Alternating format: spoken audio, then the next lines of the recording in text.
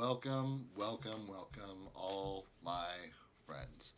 We are getting ready to play some D&D tonight. I will humbly be the game master as always. This is our home game. This is my homebrew world. This is the first group of guys I've ever played any kind of substantial D&D campaign with, or ever run D&D for. And this is not a made for stream game. Like, this is just a bunch. It's like a backyard game basically. Everybody's just playing D&D, and they let me stream it because I honestly just really like having the video record when I'm done with it, and the those of you we get to share it with seem to enjoy it as well. And so, love having that interface with you guys. So we're going to get to it. They are going to do just a little bit of recap. We're in the middle of battle right now. This is going to be our super combat heavy session. There will probably be some role play at the end and like snippets here and there, but this is going to be a lot of like nuts and bolts of combat.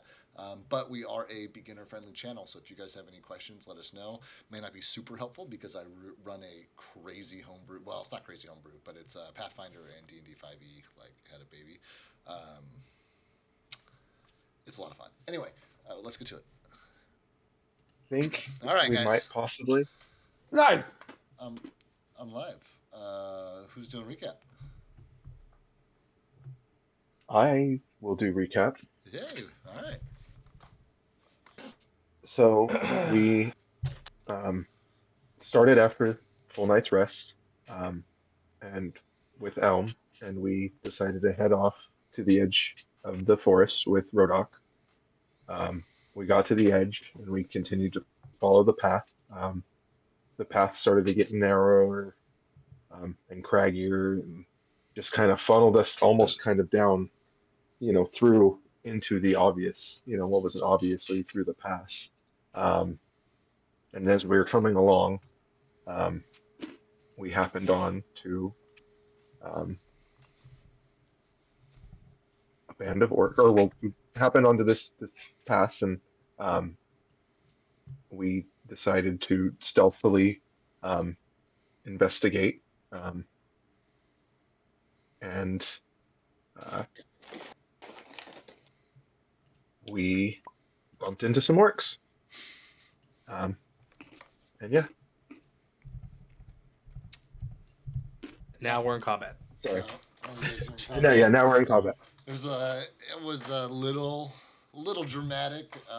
Monzo did get the drop on these orcs for a moment until Arthur came along behind him and was just not as stealthy and like wasn't pressed up against the rock in the way that Monzo was, which is what kind of like kicked off this combat. But you guys were very close to counter ambushing the ambush, so credit where it's due there.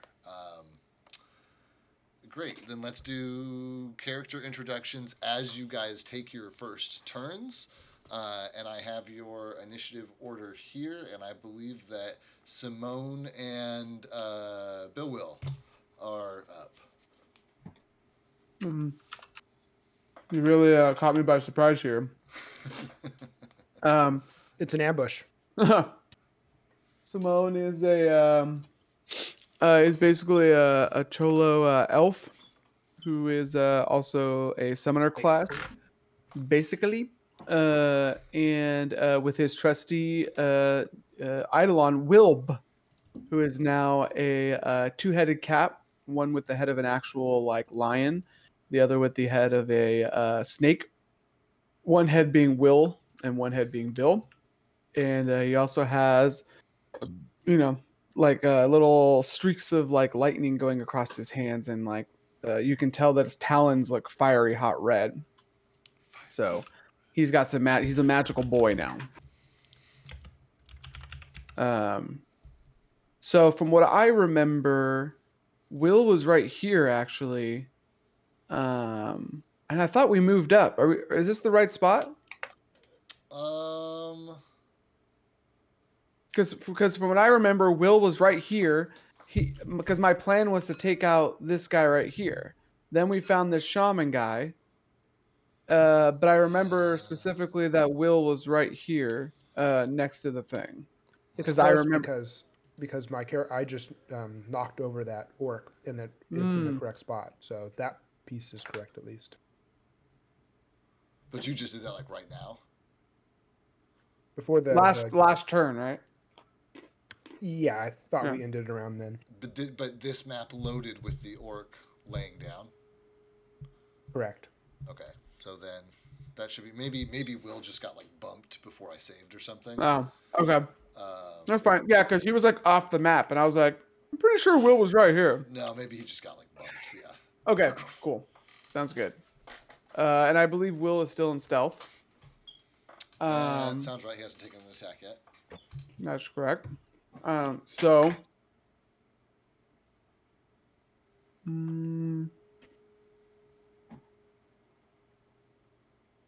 5, 10, 15.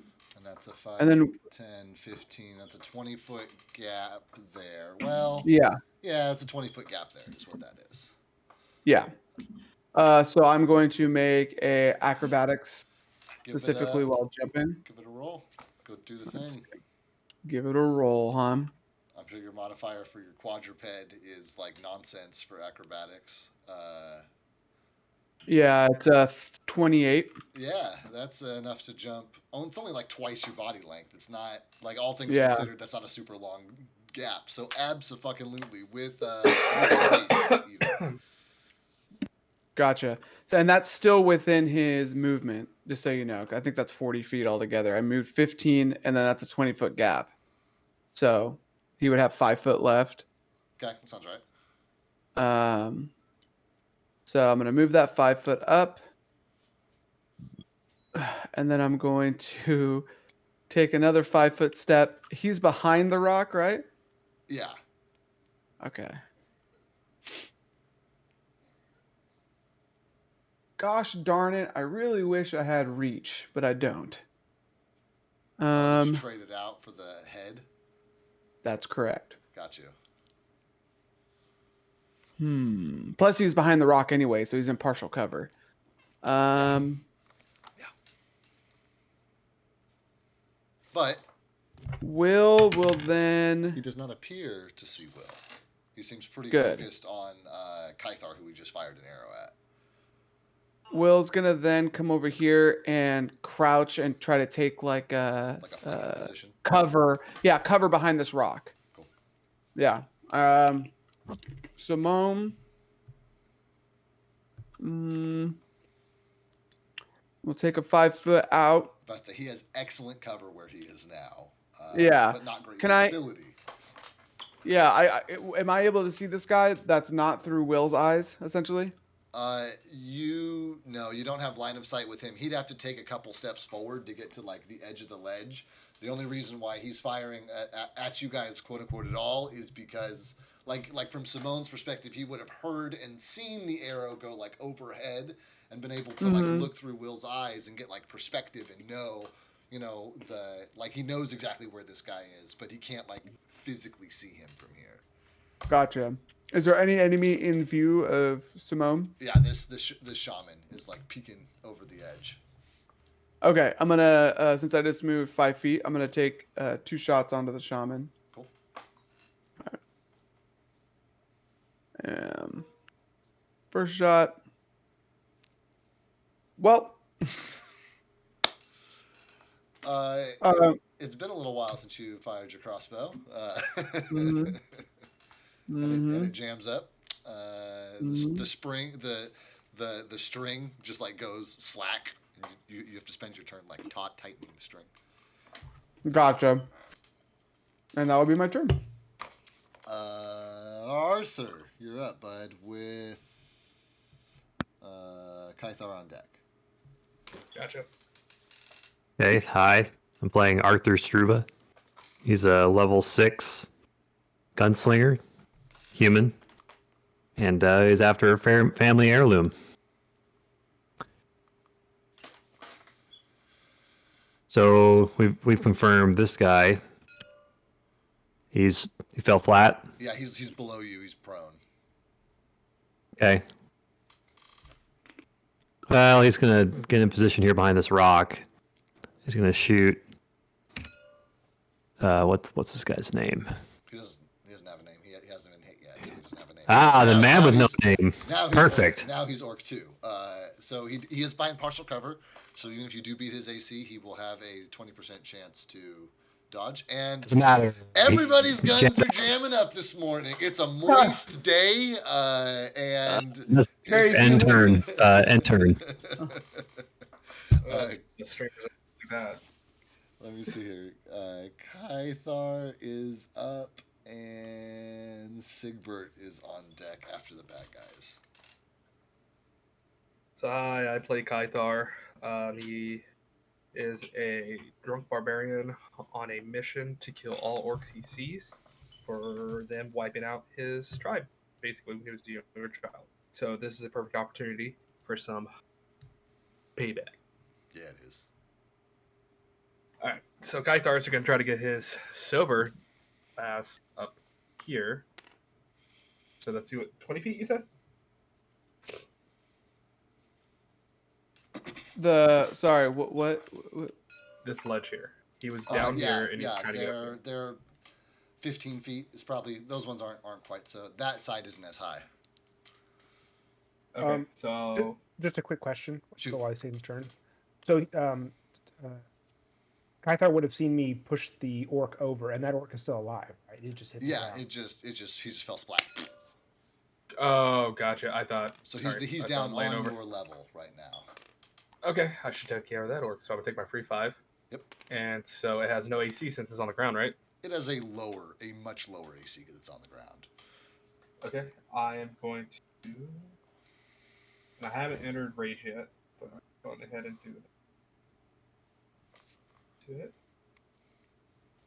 All right. So, all right, first attack.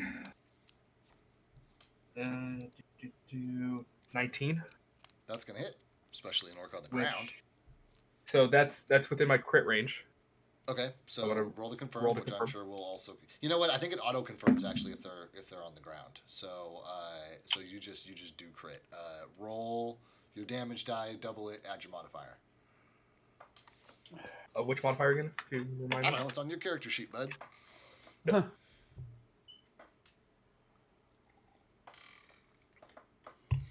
I know, but we have multiple modifiers. We have strength, dex, con. That's why I'm asking. No, it's your side of your weapon. It's on your character sheet. It's whatever you're swinging with. You know, you swing with your axe, you hit. So great, you roll a d8 plus 4. You roll a d12 plus. So 3, the plus roll a- so the plus 6. Okay. The plus 6 is what I multiply, right? That's what I'm trying to. No, you double the number on that you roll on the die. So you roll the die, you double that number, and then you add whatever the number it says to add. 1, 2. That's 3 times 2 is 6 plus 6, 12. 12 against Orc 1 will leave him very bloody and in extremely rough shape. Well, now I can attack twice now. Oh, well, With then level if the 6. second attack hits, it'll probably finish him off. Almost certainly, as a matter of fact. Okay. That is a 17. We'll hit an orc on the ground. Nice. 3, You fucking smash an orc on the ground, right? 7 plus Not just 13. you hit. Yeah, 13 damage. very dead. Extremely dead at that point. So take that. Okay. Perfect. No descriptor for us? No cinematic moment? No, Basically, he does an execution style of grabbing his sword double-handed and just going down on between the neck and the back. It's looking away. It's basically on its knees at this point, and it goes through down to the spine. So, clean execution. gnarly. As green orc meat and red and dark red brackish blood just fucking ooze out of this thing. And I just muffle my breath. That's one. You've only used your free 5. Oh no, but you've used a full attack action to attack with both of your attacks. Yes. Mm-hmm. Yes. Yep. So then. And my turn. There we go. Okay. It's the bad guys. We Unda, fight for Saltwing. Want, seeking shiny, must kill. Okay, great. Since we're doing character introductions and all that. And what do we got here? Yeah, these guys are watching Kythar just go to fucking town. So Kythar's going to take a couple more. Get shot at a couple times here. Oh, I'm sorry. Did not mean to draw that. There we go. Great. All right, these are both at Kythar.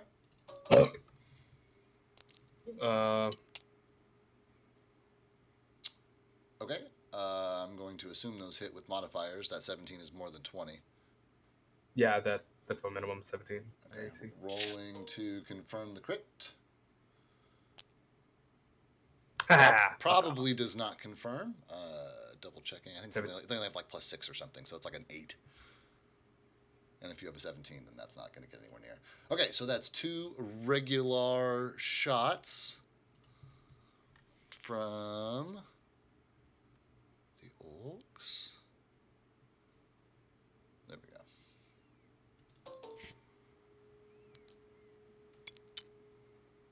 That is 18 piercing damage. As you get stuck by 2 arrows from these bros over here, who missed you. Both their arrows missed you in round 1, so they've got this shit honed in as you've stopped moving to cleave this orc to the ground. That gave them enough time to try and get you. Let's see here. All right, puts me down to 53. Orc 2 is going to take a shot at Arthur, who does have partial cover, so even if this beats your AC, you'll get a 20% shot at having it not hit you. I think that's going to hit you. More than 20. That hits. Okay, roll a d10, the dice with a 0 on it, and a 1 or a 2, it hits the rock and not you.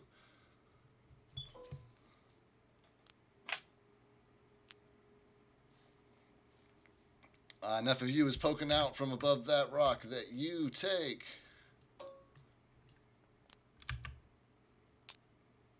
8 points of piercing damage as an arrow comes flying across from the orc that is across the stone peninsula? Stone pinnacle. That's the word I'm looking for. Here. And that leaves our friend, the Godcaller.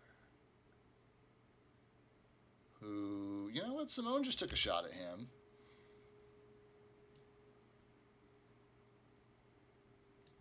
Yeah. He's gonna make a ranged attack at Simone, who will also have a 20% cover opportunity. Actually, you'll have a 50% cover opportunity, but it won't matter because he is magic. In Magic the Gathering terms, his spell fizzles.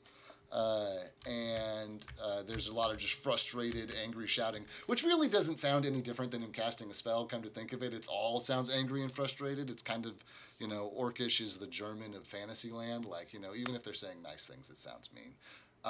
But that is going to finish up these guys. Brings us to Sigbert. Monzo's on deck. All right. I am Sigbert. I am a disgraced former. Wait. I am a mercenary who's traveling, just going from job to job, trying to keep myself, low profile. And then I happen to run into these guys, and I am here now. And that's Sigbert.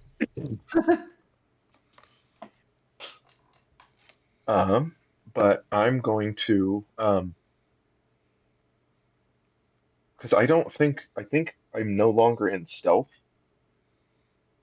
I believe that you did break stealth in order to move that far. No, because you're only 5, 10, 5, 10, 15, 20. 5, 10, 15, 20. What's your movement speed total? My movement speed is 30. 30. You're only about 35 feet from where you started. Okay. Yeah, so I think that you I don't remember, but you did not move far enough to need to have broken stealth. Okay. That's what I was trying to figure out. But okay. Well then, I'm gonna move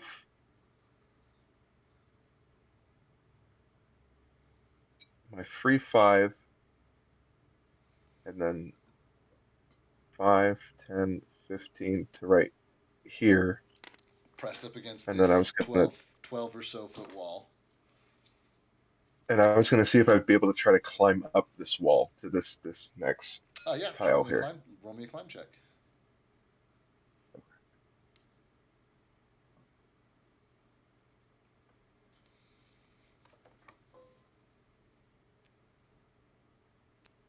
Oh no. 10.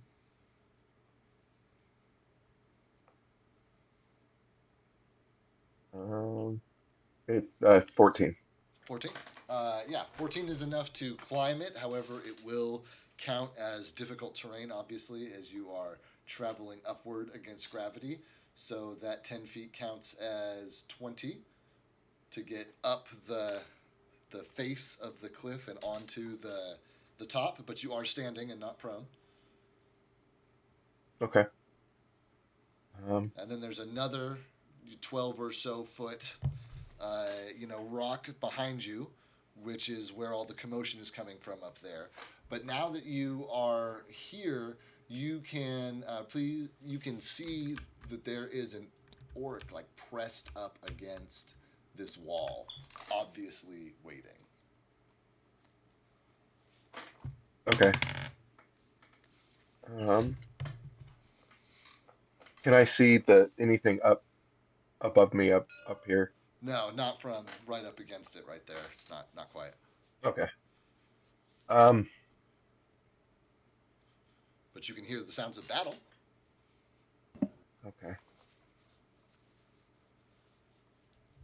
I'm going to.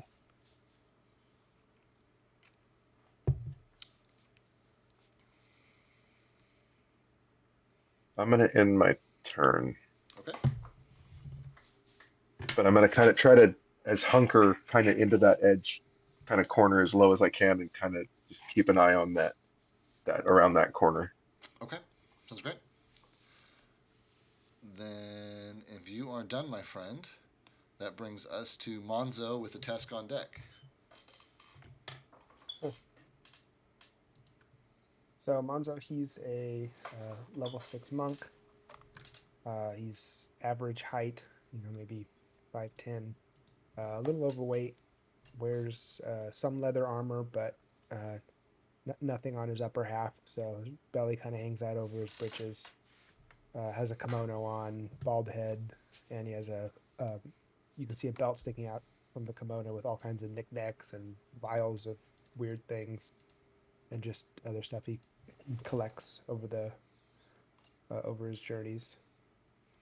And Monzo is going to. I think he is. See, let me just count this out 1 second.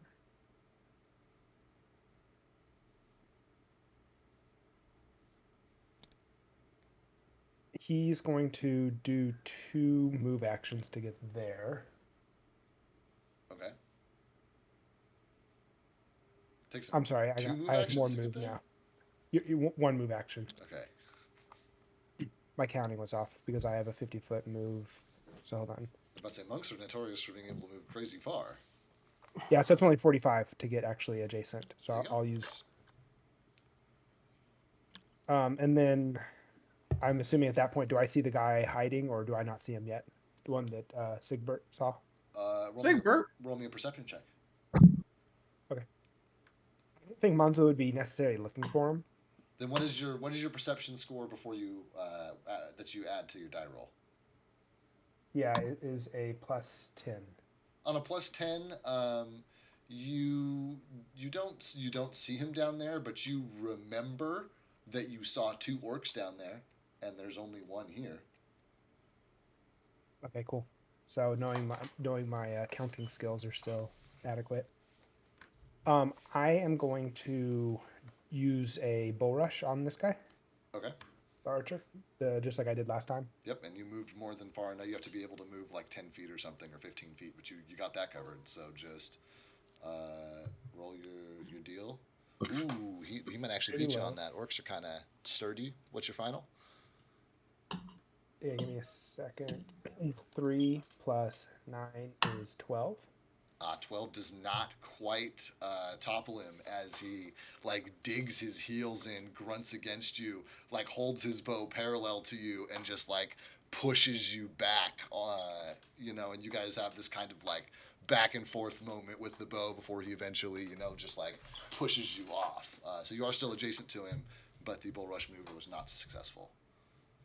Okay, and then to end my turn, it's gonna be like Dragon Ball Z. I'm gonna like stomp my foot, and my eyes are gonna glow, and I'm gonna spend a key point to increase my AC. Cool, love it. Damn. You just see your belly turn into rock hard abs.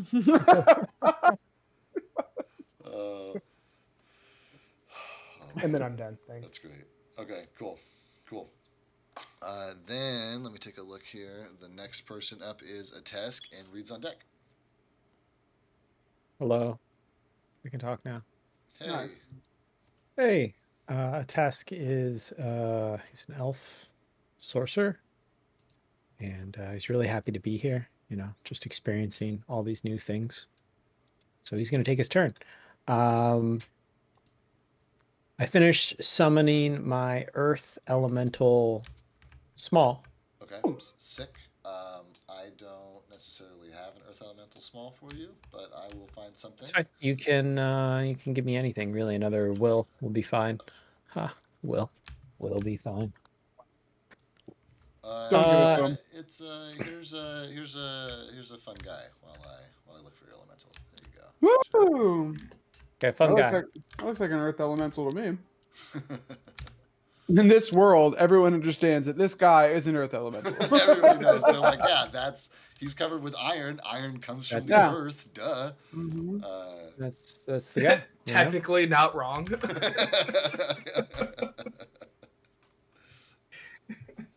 You can say the shape, like the guy himself is like made of dirt or something. Oh.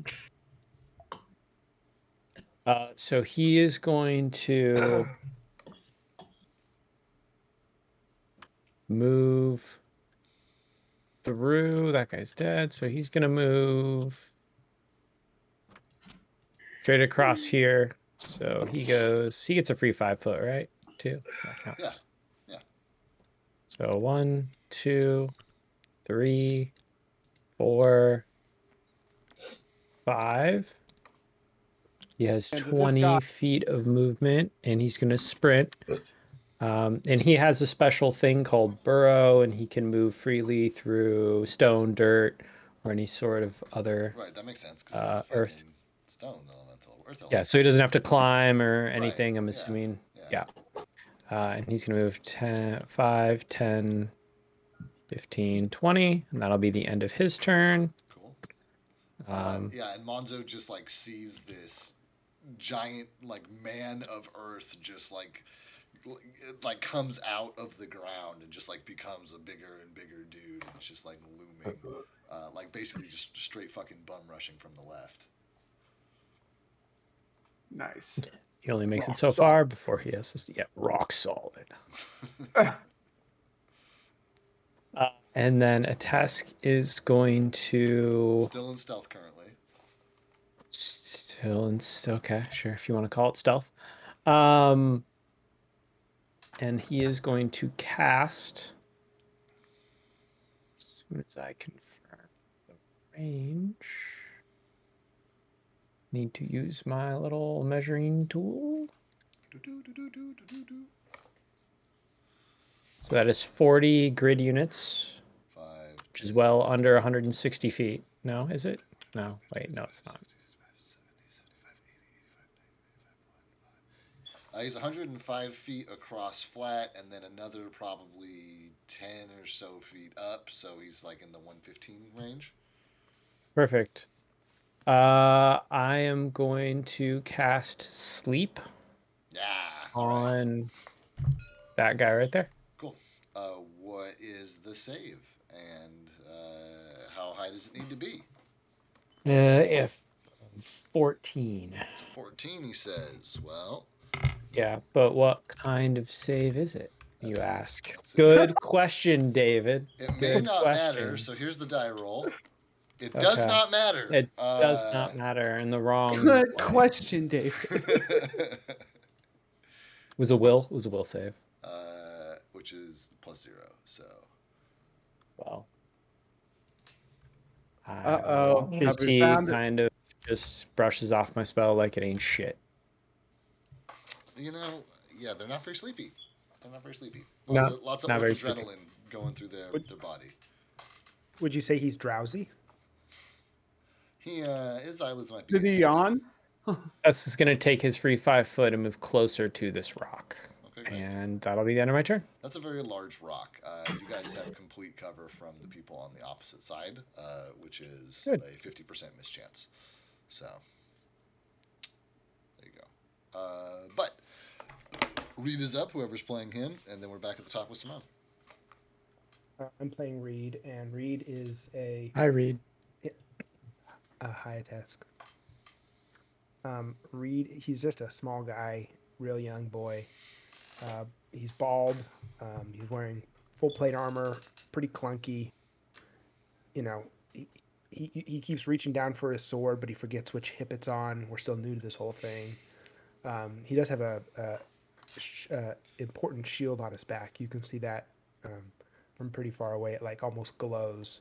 But other than that, he is a paladin, and he's level 6. That's him. And that's all I got for Reed. So for his turn, he's gonna, from where he's standing, he's gonna look at Simone and say, "Hey, Simone, what do you see up there at the top?" Hey, there's this puto that has like a fucking like a bow and arrow and shit. And then there's this other puto up here. I'm pointing at this guy. Yeah, then there's this other puto on the top of this one, and I think he's like a magic puto. Another magic puto. Oh man. Okay. Maybe. What do you think? Should I get the guy up here? And he's gonna gesture at that guy, or the other magic guy you were talking about. No, get the magic puto. This one right here. Hey, I'll do my best. And I think I'll have him do a sprint, which is so. If I was going to do a run, remind me, it'd be 2 move actions doubled, so it'd be 4 times my move. It would be that is how we've been playing it. I don't think that's correct. That sounds like a lot. But that's how we've been playing it. Basically, I went back and double checked, and like running in your movement in combat represents the fastest that you can move in a 6-second span while still like defending yourself, right? And so the idea is that you can like flee and like run from battle entirely, or you can take the run action, but you can do that. But you get like that's like outside of combat thing. Like you take -2 to your AC, but that's like if they don't see you, you like run in at them to go, attack somebody or whatever. Like you'd take Like a gap penalty closer. in that scenario, right? But in this case, your movement is what's on your character sheet, but you can always do it twice. You can always, instead of attacking, take your movement again, but that's what your movement represents. Okay, so he's going to do 2 move actions then, which would take him right to the base of that crevice. And are they each about, I forget what we said, 10 feet, so that'd be 10-foot ledge, couple feet, 10-foot ledge, is that right? It's more like a 12, 15-foot ledge, and then that last one is closer to a 15, 20-foot ledge. That's like the highest pinnacle in this zone. Okay, I think Reed would peek his head back, and he's going to do an intimidate on the magic guy up there. As he's craning his neck back. Yeah, I'm aware that he makes from some 30, 40 feet down. He's going to lower his voice, and oh yeah. Hey, can you stop doing that? I really don't appreciate it. Huh. That's what he's going to say. And he rolled a 6. Yeah, the orc spits at Reed, and it misses. Reed's done. He thinks he did a pretty good job there. We're back at the top with Simone and Arthur's on deck. Awesome. So Simone's going to cast Bull Strength. Cool. On Wilb. Wilb, yep. Okay. Copyright, trademark. Huh. We And got to pay Aaron a nickel every time we say Wilb's name.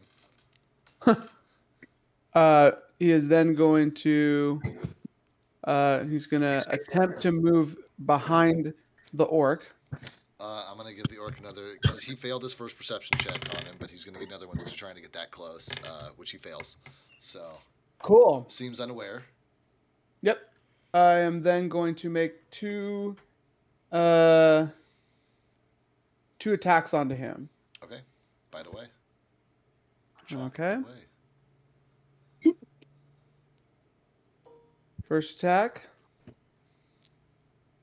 That is a hit 20. His flat-footedness, even on a 15. Okay.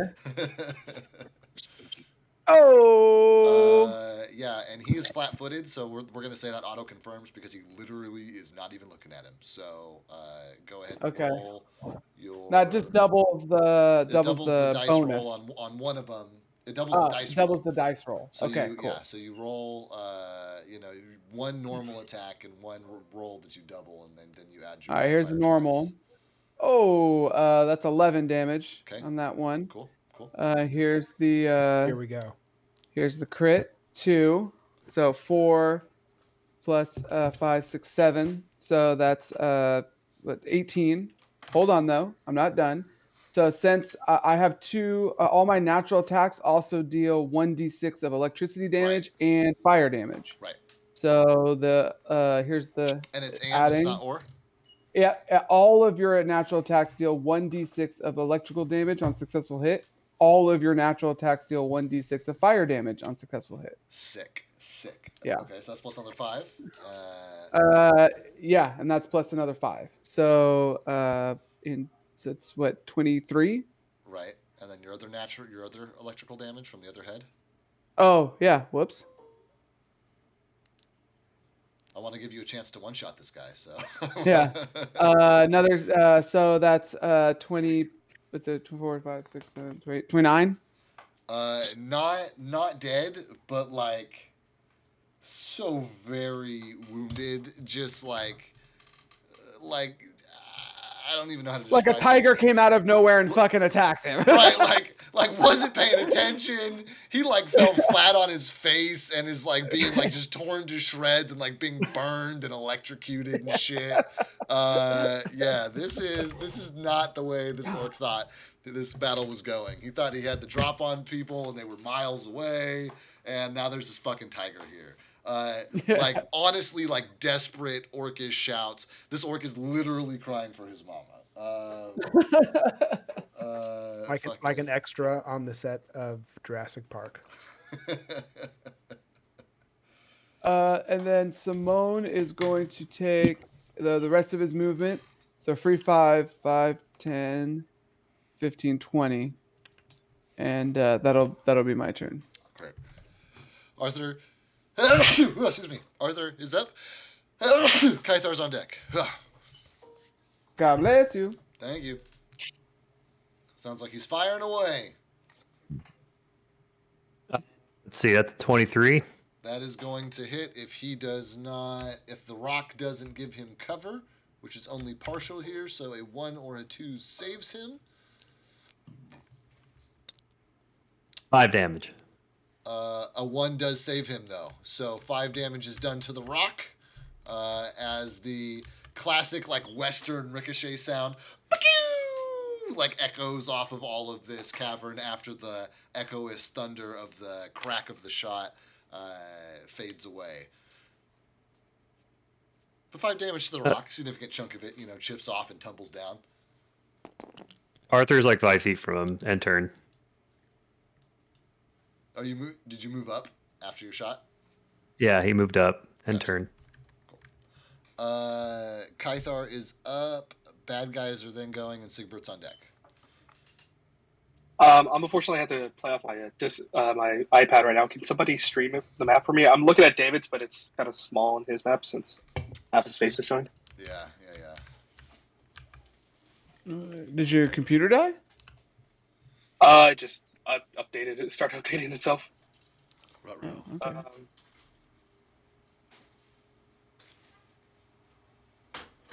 okay. I'm up. Thank you. Okay. Where are you at? You are. Where is Kythar? Oh, he's right here. Yeah. I'm trying to. You said you're showing it, so if I click on your name, it should show me what the fuck you're showing. Yeah. Oh, watch it. There we go. I'm stupid. Okay, so Kythar is going to move.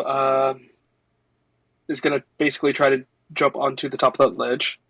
He said that's 15 feet, so I got to do my free 5 and jump onto. 5.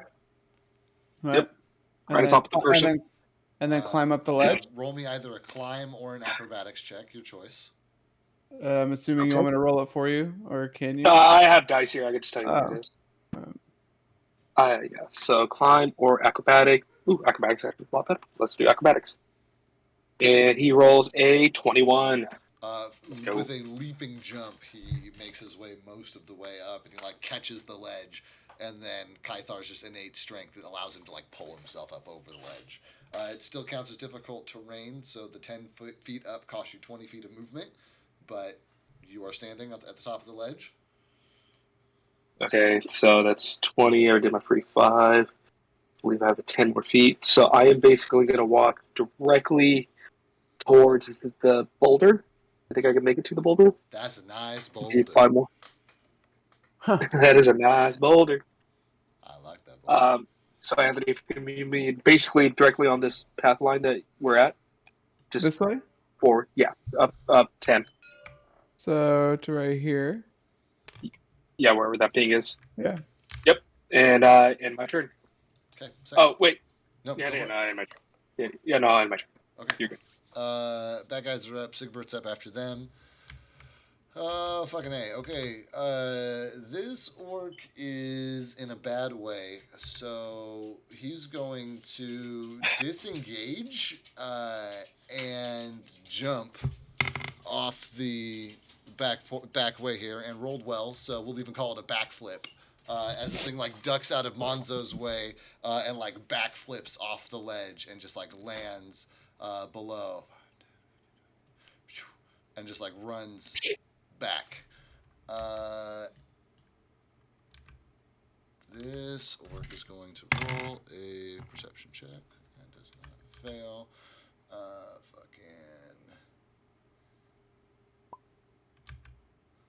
This orc. Welcome back.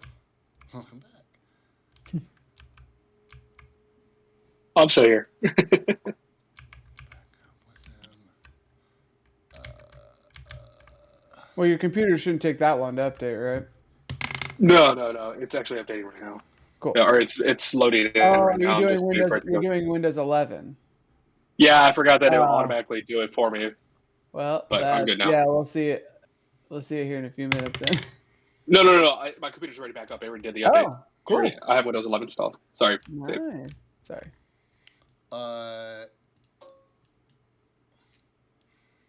I need to know if an 18 beats Sigbert's AC. It does not. It does not. Okay. But you are very nearly struck by an arrow, which obviously came from this orc over here. And it calls out anybody who's able to understand orc is able to tell that he's like identifying you. There's one more hiding below. And as the arrow like lands just inches from your face. Let's see here. This fucking guy is going to use his movement to stand up, and Simone can understands Orcish, right? I think I remember that correctly. That is correct. So through Will, you're able to hear this orc just like freaking out. Holy fuck! They've got a two-headed cat. Jesus Christ! It's got electricity and God damn it! And he just wants to get away from this thing. So he At this point, Will is already imagining his head in his mouth with his spine dragging on the ground as he plays with it. I will give him an attack of opportunity as this orc tries to scamper away. Okay, let me give you that attack of opportunity. Run, bitch, run. He gonna kill you. 26. Oh, yeah. No, 27. Yeah, that hits. And because he literally has 1 hit point left, I want you to narrate to us what happens as this orc tries to run away from Wilb. As the orc like rolls to its belly to like do like a, have you ever done like a bear crawl? Like all fours like lurch forward to get away from Will. As he like goes to jump in the air, his body just instantly stops as all he sees are 2 fangs go across his eyes, and then the lights go out as Will literally pulls the head and the spine out of his body. Love it. And slurps that shit out of that meat sack. Yeah. And at this point, he's just like playing with it like a cat would. And Bill's like, that's not very sanitary. I don't know if I can handle this. And he's like kind of getting like, he looks like he's getting sick. While Will is just kind of playing with the other head, the cat head. So, it's just playing with the head and spine of this poor orc. That's incredible. Love that. Okay. Well, then that covers everybody except for Mr. Biggs, who is going to begin his chanting and fire something down upon the tiny man who was just the tiny large man who was just screaming at him, and that is a dirty 20 to hit. Pretty sure that hits. Let me just take a quick. I'm sorry, 21. This is 21. Jesus H Christ. Hold on, let me make sure. I think it might be a touch because it's like a magic thing. Give me a second. Touch would be 12. Super easy to touch him. Which is also his age. Oh, now I feel weird. You're the freak.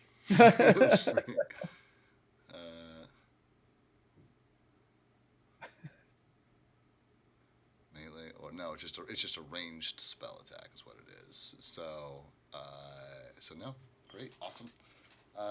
As your armor protects you, or Reed's rather armor protects him from this like lightning ass barrage, which is being called upon him from this green muscled Zeus upon this rock. And that's it for the bad guys. Brings us to Sigbert and Monzo's on deck. Okay, I'm going to. Sigbert.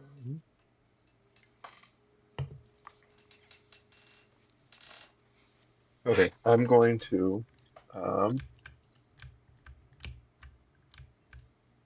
break stealth because I'm pretty sure it's been broken. Yeah, that's probably a good idea. And then I'm going to move to right in front of this guy. Yep. And I'm going to take a single attack with my sword. With your +1 longsword.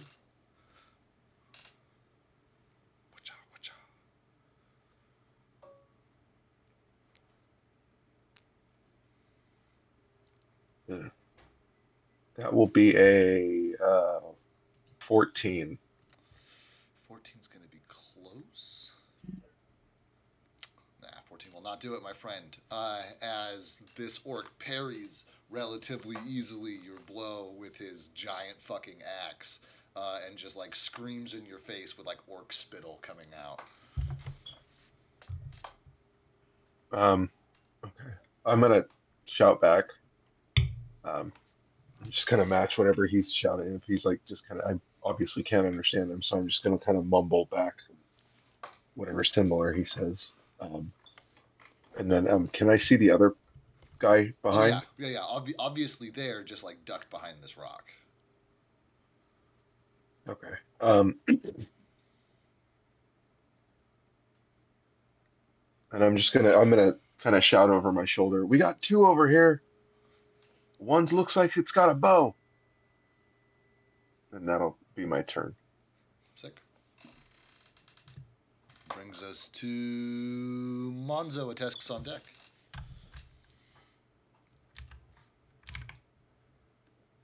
Looking over my shoulder, the big iron guy approaching me.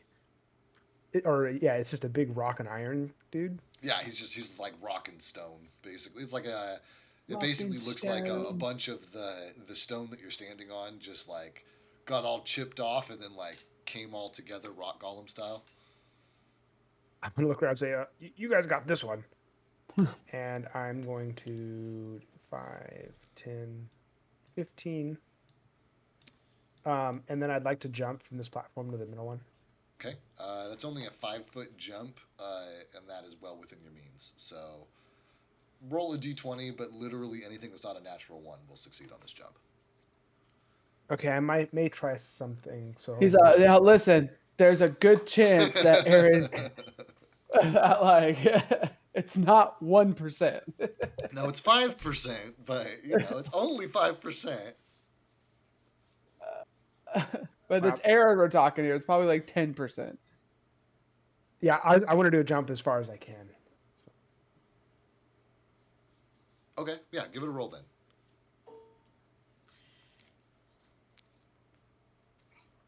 It's gonna be really high. 16 plus 25. How it's so supposed to work, I think, is you can clear this entirely. like 100. Yeah. Land over here. fucking Christ. So it's the one thing I can do well. So I just see the two orcs at this point. No, I don't see any others obviously standing around. So yeah, well this orc is dead. So you see this orc. What's the other orc you're referring to? None. I'm just now that I have this angle of where I'm looking, I'm just as you know, as there's 6 more walking towards us on the ground. I see. Wouldn't know if I they're see. hiding I see. or Give me a perception check then as you look for more orcs.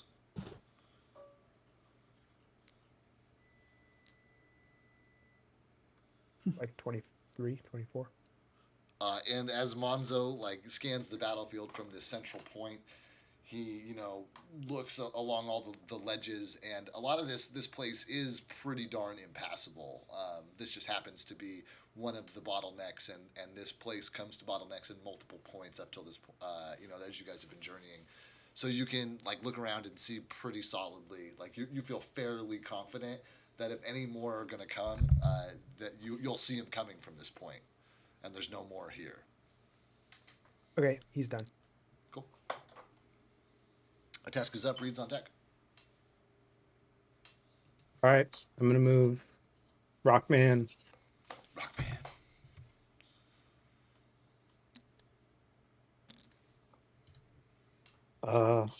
If he can move twice, right? Yeah. And he then just he's won't done. be able to Okay. attack on the ass end of that. He'll just move twice. Yeah. So I'm gonna move right up here next to Sigbert. Okay. And that'll be the end of his turn. What about you, magic missile monster? He's a fireball god now. Oh, that's right. He's a fireball god now. Well, there's nobody really bunched up. This is not this kind of anti-fireball. You're right. I know nothing is flammable here. Nothing is flammable. There's no and children for him to everybody's kill. Spread out. This is kind of a bummer for a dude who's just throwing fireball. Honestly. It is. Truly. Your next dislike encounter, it. I swear to God, you'll love it. But this one, I'm sorry, but this one doesn't have anything for you. Oh, spoilers!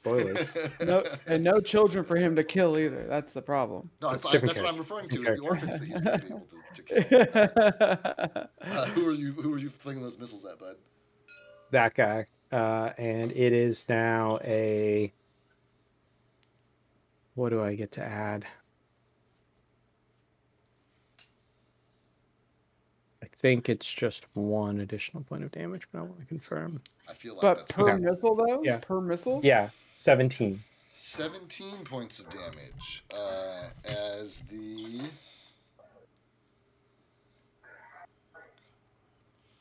that's the first damage that he's taken.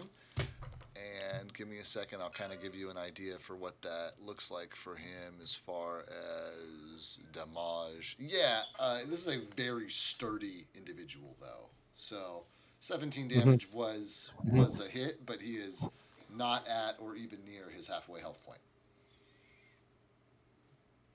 Okay. That's the end of my turn. Cool.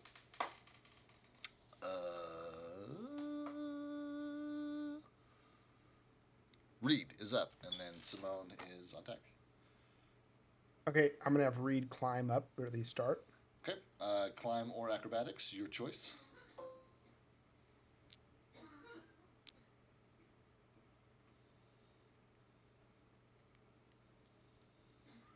Holy crap!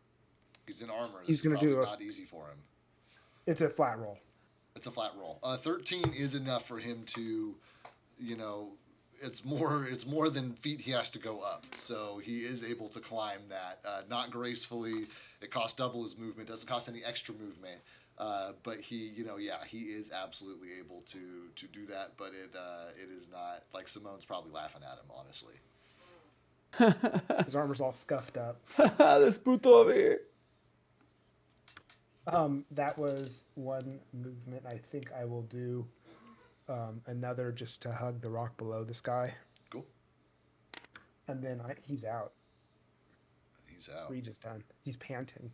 He's panting.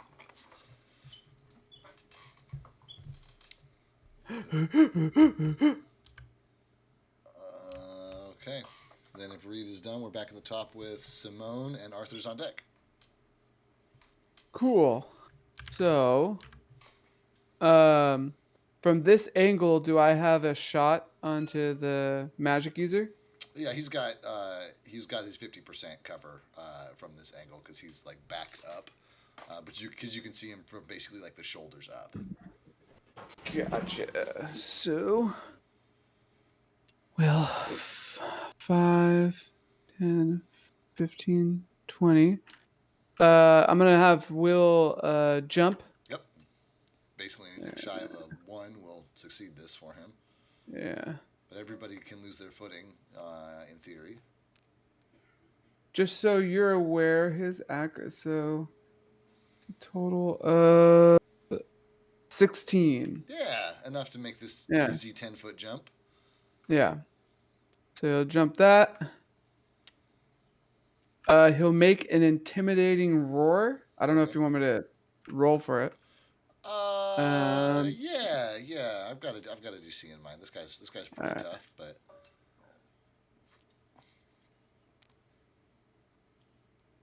but 13. yeah, 13. You got his attention. He like turns sharply and like points his little his staff thing at you. Go. Good. And then I'm gonna like spit out the head. I'm gonna have Will spit out the head of the orc he just killed. And you watch this orc like recoil slightly, just like Uh-huh. like the lip curls up in kind of like a sneer, like a kind of universal expression. Gotcha. Okay, and then I guess I'll have him. Let me see. I guess that'll be his 5 foot. I don't have reach. Can I hold my action to see if he moves within a threatened square? Yeah, absolutely. Okay. All right. Cool. And then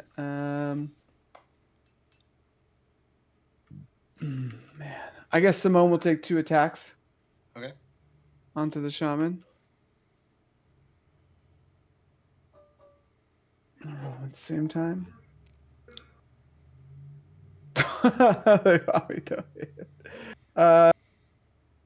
So first one's a 5, 8. So 13. Does not hit.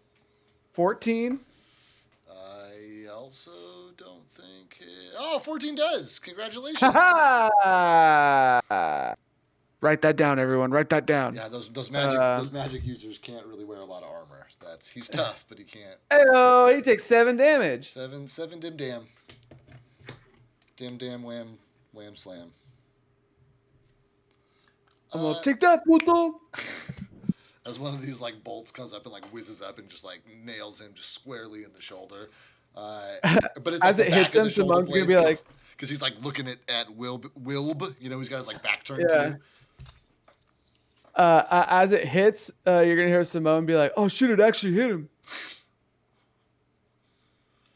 And he like snaps it off and like throws the shaft down, and Reed just like sees this like bloody arrow shaft just like tumble and land next to him. Reed's gonna say, "That was a perfect strike. Perfect." Hey, why don't you catch your breath there, fool?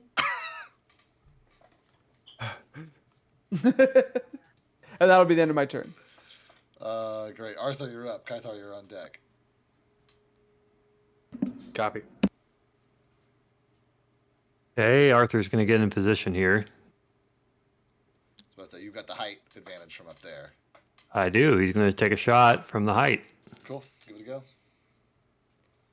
20% mischance. 10% mischance. You got the height. Yeah, that's a whopping 25. 25 is going... So basically anything shy of a 1, and this guy gets hit. No, yes, absolutely. Roll your damage. You got him. 1 damage. All right. Yeah. All right. It's a glancing blow, but it's first blood. He's bleeding. Damage is damage. You got him. Cool. End turn. That's gonna get infected. I know. If you leave that alone for a few week, days. 10 days, ooh, it's gonna be bad. Kythar, you're up, and then Sigbert's on deck after the bad guys. Gotcha. So Kythar sees. Okay, well, looks like these guys have those two taken care of. Fuck, I don't know what Kythar can do. Alright, Kythar's gonna say, fuck it. I want to go twice. Toggle. No. Are you in rage? No, I have not entered rage yet, but that's a good point. Because he's still sober. You know what? I'm gonna keep it that way. He stays out of rage for now because he's sober. He's like, all right, I'm gonna move up.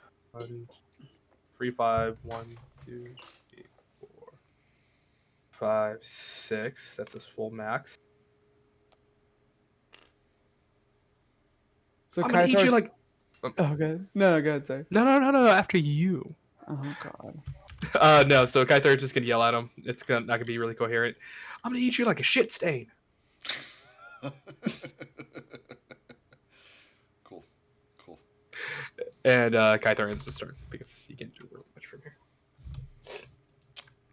Then, if Kythar is done, then that does bring us to the baddest boys in town. One of which is going to take a strike at Sigbert. Another of which is going to take a shot back at Arthur. It's a 21 to hit Sigbert. That hits. For 5 damage. A shot at Arthur.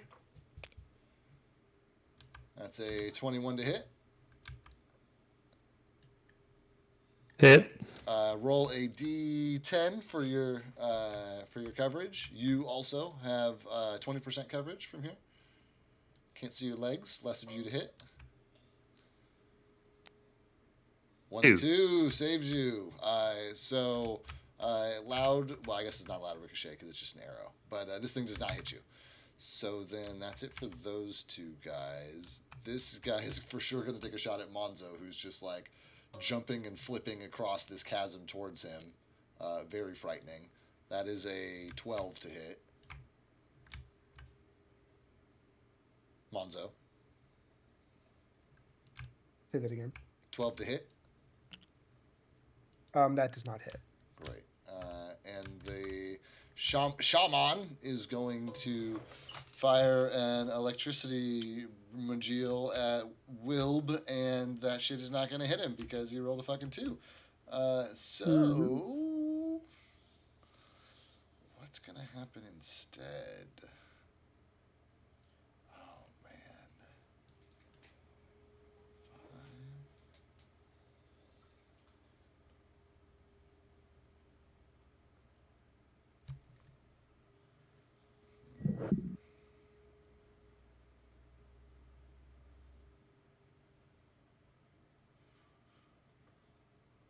Yeah, this guy's going to.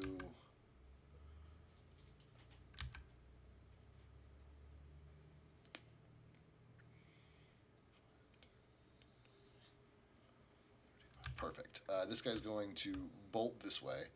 Make an acrobatics check, which I've been using the dice roller. Keep doing that. 8 plus his acro is not great, but enough to beat the low AC to jump down here. Jumps to the gets to like the end pinnacle here and like turns back around. That's probably close enough for Reed to take an attack of opportunity. It's 5 feet like up, but he's definitely only 5 feet away. A wild swing in the air. Wild swing in the air. Not bad. That's 10. Hold on. I'm not as familiar with this sheet. Bear with me. Yeah, I knew you'd fine.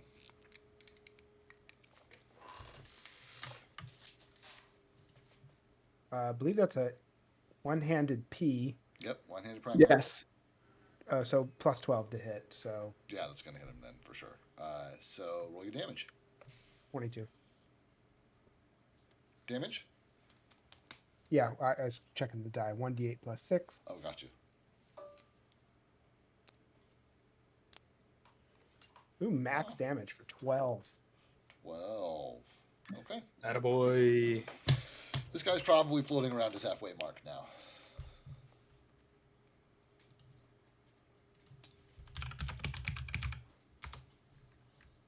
And that's all my bad guys, right? That's by my count. Yep. So then, Sigurd's up. Monzo's on deck. Okay, I'm going to Hi, Roxy. When did you come here?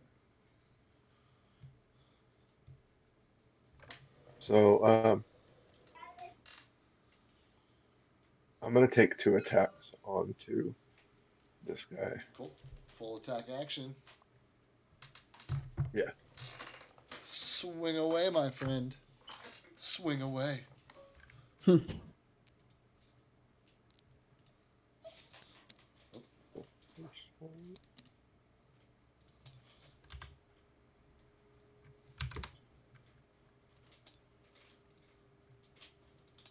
Final?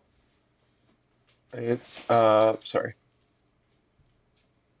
19. That's going to hit. Second attack? Second attack would be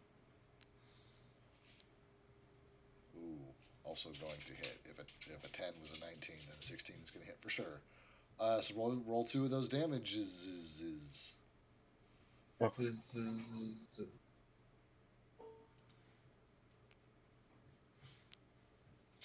down these guys' hit so points. the first swing hits for 5. Okay, great. And the second one hits for also 5. 10 damage total. So yeah, 10 damage total. All right. Which is, which is a more substantial blow than the. Oh, actually, no. Hold on. Excuse me. That orc hasn't been struck yet at all. So that's first blood on that orc. First blood. First blood. But another 3 or so of those. That should do it. A few more good, solid hits like that. Alright. That'll be my turn.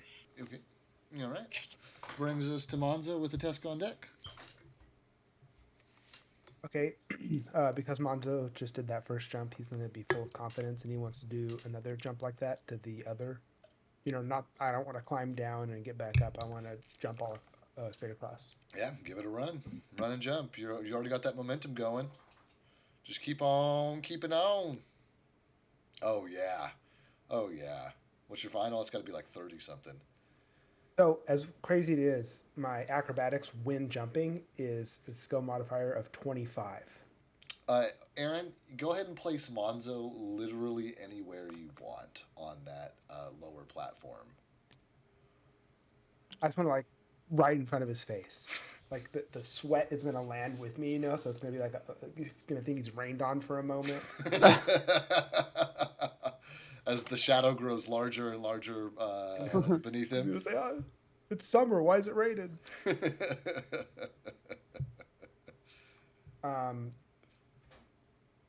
Was that my movement or my standard action? That was for one a jump? movement. Yeah. Okay, then I'll do a. Probably not even a whole one for you. 5, 10, 15, 20, 25, 30, 35. That's 35 feet of movement. Okay, I'm going to try to grapple. Cool. Hold them down.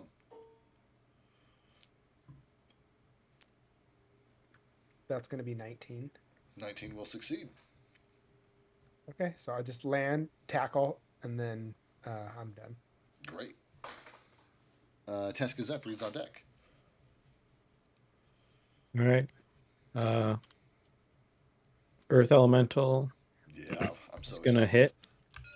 Let's do it. Are you really? Are you really excited? I'm really excited. I want to see what this Earth Elemental does. Yeah, about that. I changed the tab.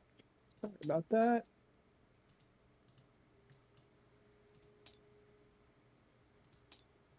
So he is going to hit for a slam.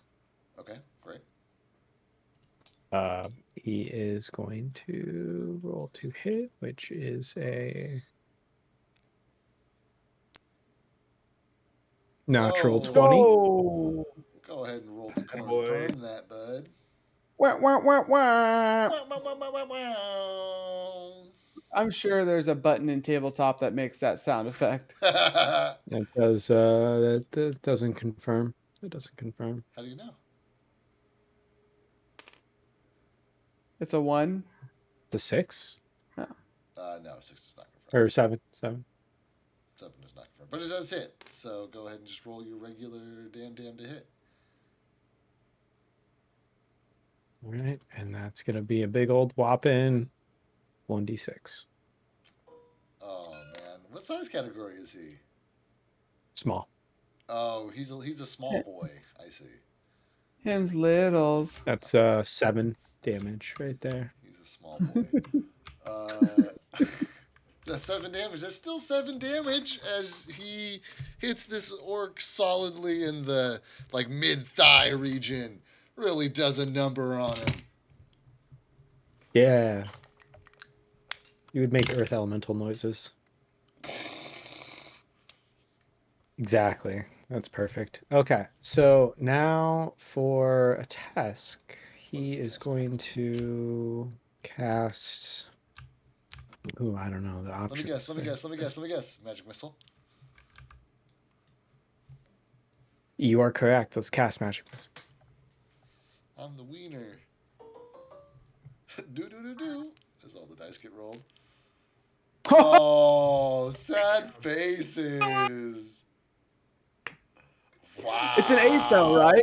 Well, it's an 8 because he gets a +1, It's an right? 8. It's an 8. Wow, It's against an, two- that's against two very, new the friends. saddest Against 8. the shaman. Yeah, the shaman again. Okay, all right, bud. Damn, are you sitting next to Aaron? I think it's because he was here. And, Yeah, it just kind of like Oh, he like left some of his bad juju it with sloughed you. off. Did you? Sloughed off. Wait, Yeah. you didn't let him touch your dice, did you? No, he didn't touch my dice. Okay. That's that good. you know Yeah. of. They're in his That top I know of. drawer. Oh, wait, what? No. and then a task Sabotage. is just gonna stand right here. Okay. That's the end of my turn. Reed is up and Simone is on deck, but I think that because we're coming up on 8, it'll be a good time for our break. So Reed is up, and then we'll break, and then we'll continue combat. Okay, I'll make it quick. Rita's gonna take a 5 foot to get in range. I think is in range. We're like 4 feet away.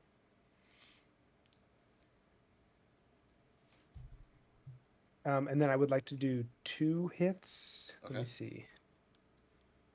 Yes, he does get 2 hits, I believe. Does he have to take a full attack action in order to take those hits? Actually, I don't think he does because his unarmed he has 2 modifiers, but his longsword is just a single modifier. So Okay. he only gets 1 attack. He gets 1 attack. That's why it's so high. That's why it's such a high to hit. Okay. I see. Okay. Great. So it's that plus 12. Plus 12. Wow. Oh. Okay. Roll to confirm. It's not even on Aaron's turn. I'm still as Reed. This is Reed. Yeah, This yeah. is This Joe's is Joe. luck. This is Joe's Yeah. luck. Aaron This rolling is to Aaron's confirm. luck. Oh, there it is. There it is. Okay, that's still a hit. Wow. Good So job, Aaron. roll your damage, whatever. That was Aaron. That whatever one your was Aaron. damage is. Okay. Oh, funny. I know you look over at Reed. That's max damage, or close to. So, oh shit, wrong fucking sheet.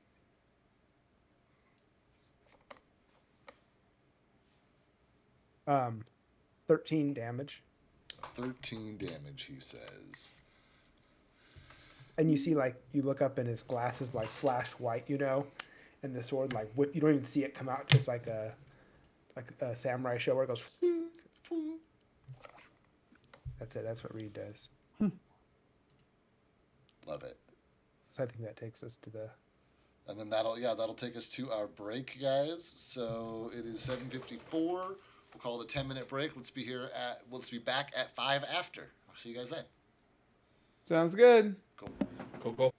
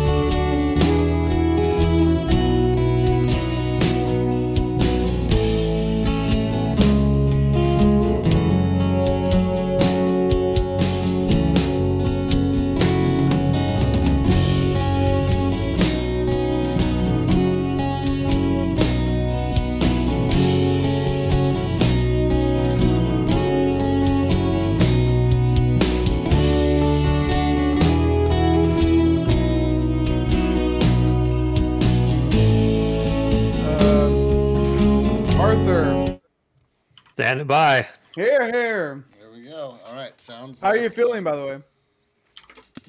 A lot better than last Wednesday. Last Wednesday I was bedridden. I'm at least up and at 'em today. That's good. Yep. Yeah, thanks for asking.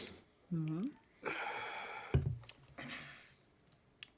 Then I think we're back at the top with Simone and Wilb.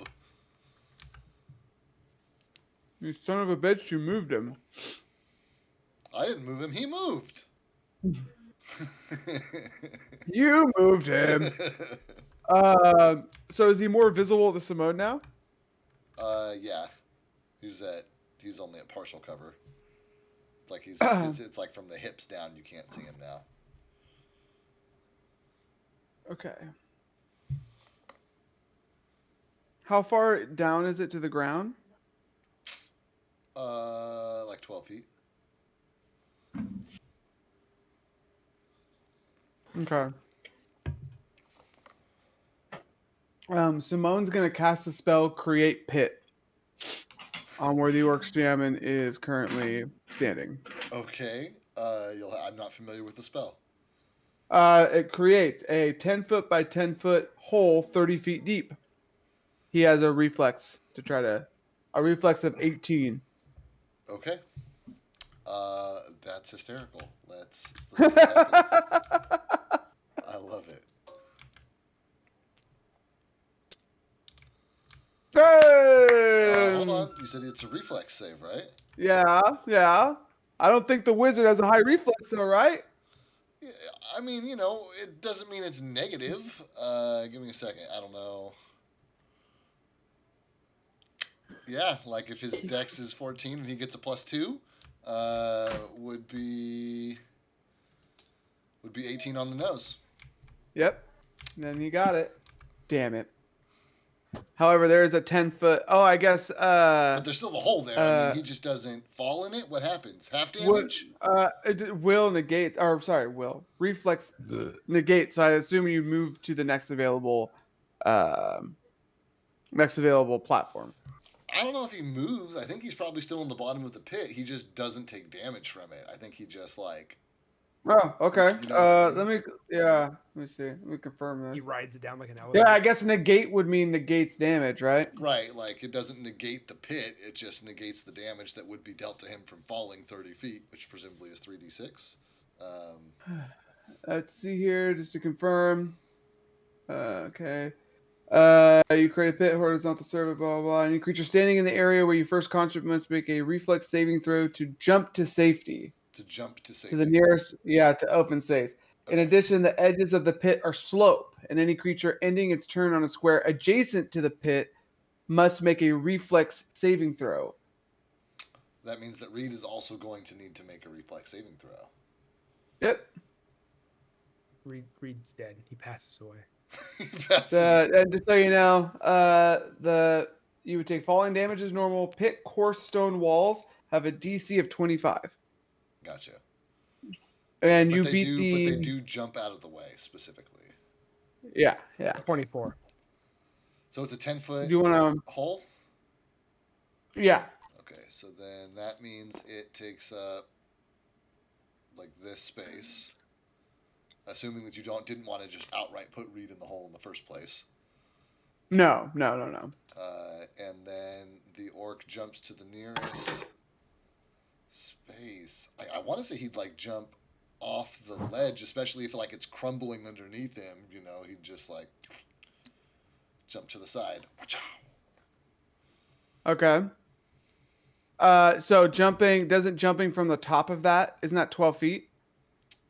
Right, but you're making a pit, right? So it's literally disappearing from underneath him, bringing him closer to but I'm saying level he's jumping from a first level down to the second level, right? Or sorry, for the first level to the ground level. Yeah, Would you take damage doing that? I mean, max it would be a d6, but I'll roll an acrobatics save for him to see. That was my whole intention, is that even if he has to jump out of the way, it's either he jumps closer to Reed or he hits the ground and takes damage. That was my point in making that. Okay, that's fair. Then on a 2, even with his acrobatics, that's not gonna succeed. So nice. Cool. All right, cool. And then Will is going to make a 5 foot up here. And then I wanted to ask you about like a jump attack and what that would look like. I have my movement and a standard action still.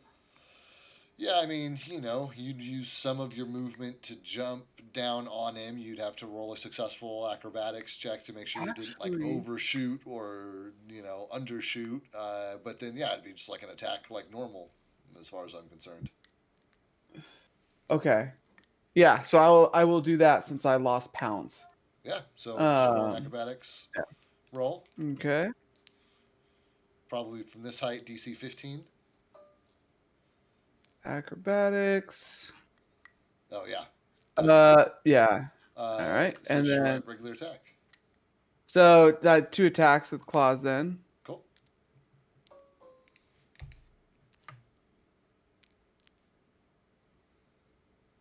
That is a 19. Both hit. Cool. So let me roll that damage. Oh, wrong dice. Ignore these ones. Wrong dice. wrong dice. Wrong Ignore dice. All right. First damage is 8, so 10 plus 8, so 18. 18. And That's- then second damage is 8. Okay, you gotta give me a second. So- A little bit of math here.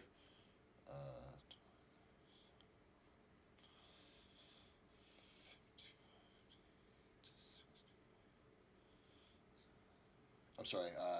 Yeah, it's that's- 26 damage altogether. That does it. That does it. Oh. He's gonzos. He's Dunskies. In whatever fashion you Oh, want. fuck. So Will basically like Assassin's Creed jumps on this orc. There's the sound of a hawk in the background. and like scratches him across as he comes down and like brings him down to the floor as he's like laying on his back trying to recover basically what happened. He feels a pull on his neck and 2 paws on his shoulder as boom, his head and spine gets pulled from his body. Love it. That's great. That's great. Yeah. Anything else? That'll be the end of my turn. Reed is just terrified, covered in blood, like a car accident in front of him. Arthur is up and Kythar's on deck. Copy. Let's see. Lo and behold, he's going to take another shot. 11. 11. Are you within 30 feet? Yeah. Means I gotta double check his touch. I guess I'm sorry. Which guy? It matters. The one in front. So 04.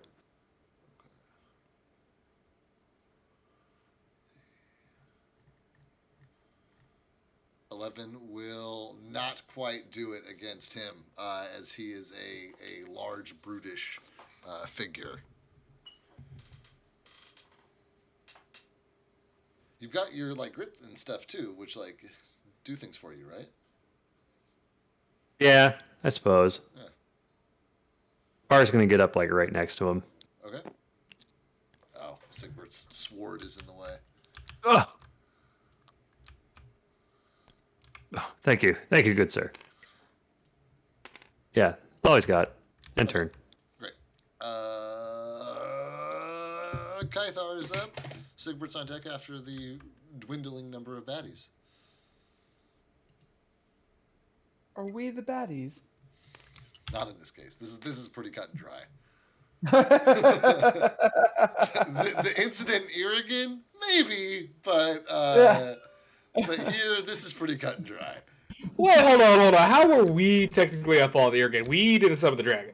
No, but I doubt very seriously the dragon would have attacked the town if you guys had not gotten involved. We were coerced to, so our hands are clean. Our hands are clean. Our hands are clean. Okay. So I'm gonna take my free 5 off the ledge. I'm gonna do a front flip with a handstand landing on the ground. Do I roll acrobatics or what I roll there? Yeah, I mean, just anything, just basically a 1 and you fall prone, but anything short of that, and you guys are acrobatic enough that this should not be an issue. Yeah, dirty 20. Yeah, So, perfect.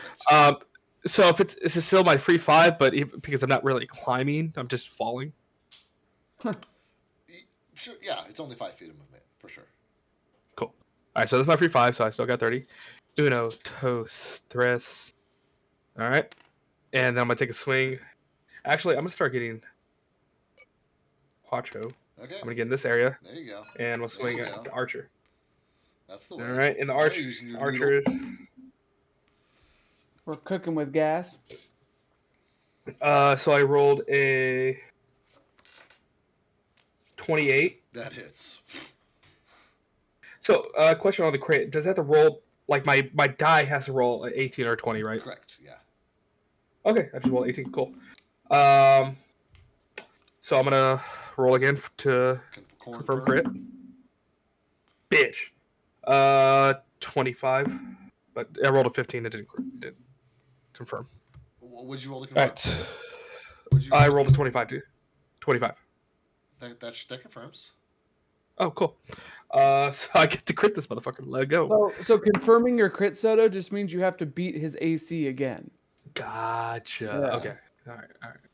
Don't forget, I play barbarian. I'm kind of stupid.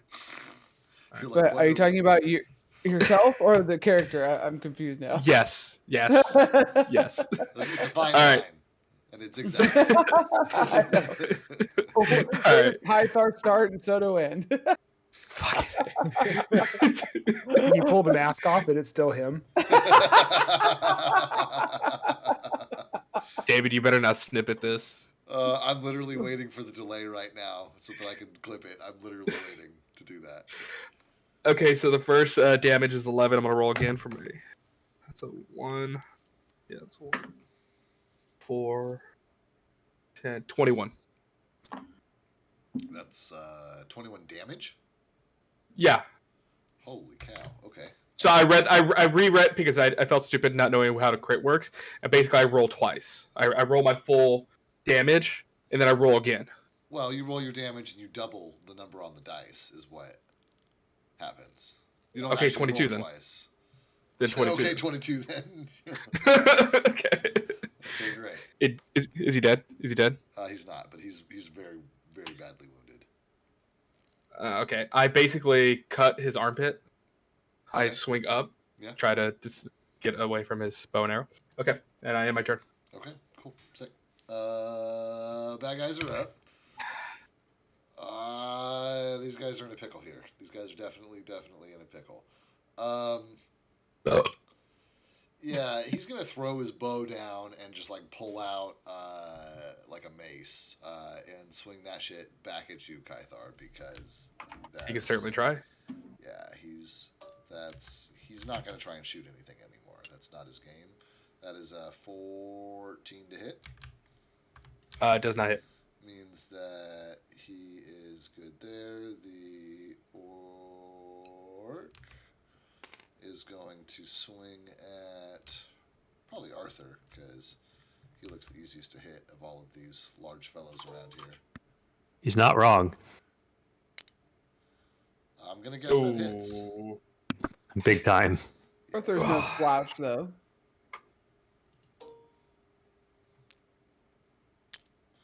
That is 9 damage. And I forget, these orcs don't have any crazy abilities or anything I'm forgetting about, do they? I feel like they had something fun. Oh, they have fucking multi-attack? Oh, god damn it. Okay, well... You probably should have been using that. Yeah, probably should have been. Not all of them did, but this guy specifically does. So... yeah, he's going to do that again, since he's got multi-attack. Yeah, I felt like I was forgetting something here. I like read everything beforehand, felt really solid about it all, and missed a big detail. That is 17 to hit. That is my AC. That is attacker favor. That is meet or exceed. 7 damage. Cool. So that's it for those guys. Monzo has got this dude grappled, who I think is going to go for the same strategy. Throw down the bow, pull out a mace, and just swing it at Monzo. That is his right. 24 to hit. That hits. Okay. This guy does not have multi-attack.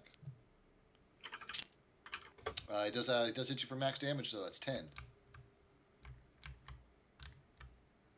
Okay. And that's all these guys that are left. You guys are working through them. Brings us to Sigbert. Monzo's on deck.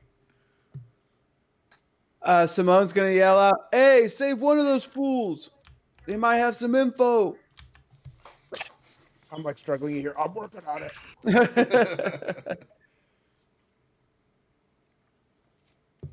Okay, I'm going to take 2 attacks onto 4. Big boy.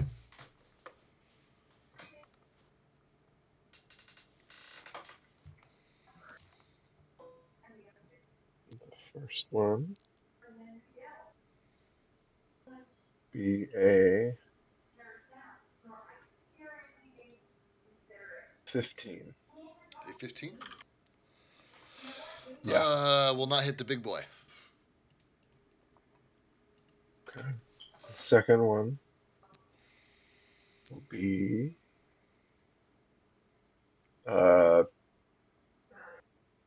13. Which will also not hit the big boy. Okay.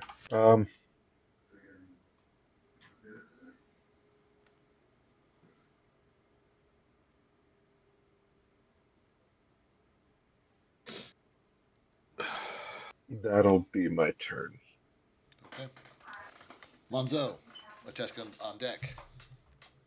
You've got this dude in your sweaty palms. I'm like missing a tooth. I want to tie him up, which is going to be a flat roll -1 because it's a -10 to my CMB. But Can you do that before you have him pinned? Can you do that just from grappled? I believe I can. At least on the flow chart I've been using. Yeah, if it's on your flow chart, then you're good. Yeah, so attacker is controlling because the defender didn't break the grapple. Right. Both parties grappled. Attacker may tie defender up. Oh no, you're right. Is defender restrained, pinned, or unconscious? So I need to pin. Yeah. Okay, I'll move to pin. Thanks for that. Yeah, no worries. I'm like, I haven't used I tie up thought there was one more step in there. Which is I don't have the mechanic on pinned, but 3 is pretty It's just low. another grapple check. Okay, so that'd be 14. 14 is not enough to, like, that doesn't beat the normal grapple check against this guy. Okay, so I'm just gonna be struggling, and then I'll end my turn. Cool. Because you did holler that you were working on it, so you're working on it. Mm-hmm. Task is up. Reed's on deck. Okay. Gonna move out, take my movement, walk up this way next to Simone, look over at Simone, go sup, and then I'm gonna cast Magic Missile on that one right there. Oh, just all laissez-faire. The one that Monzo has grappled.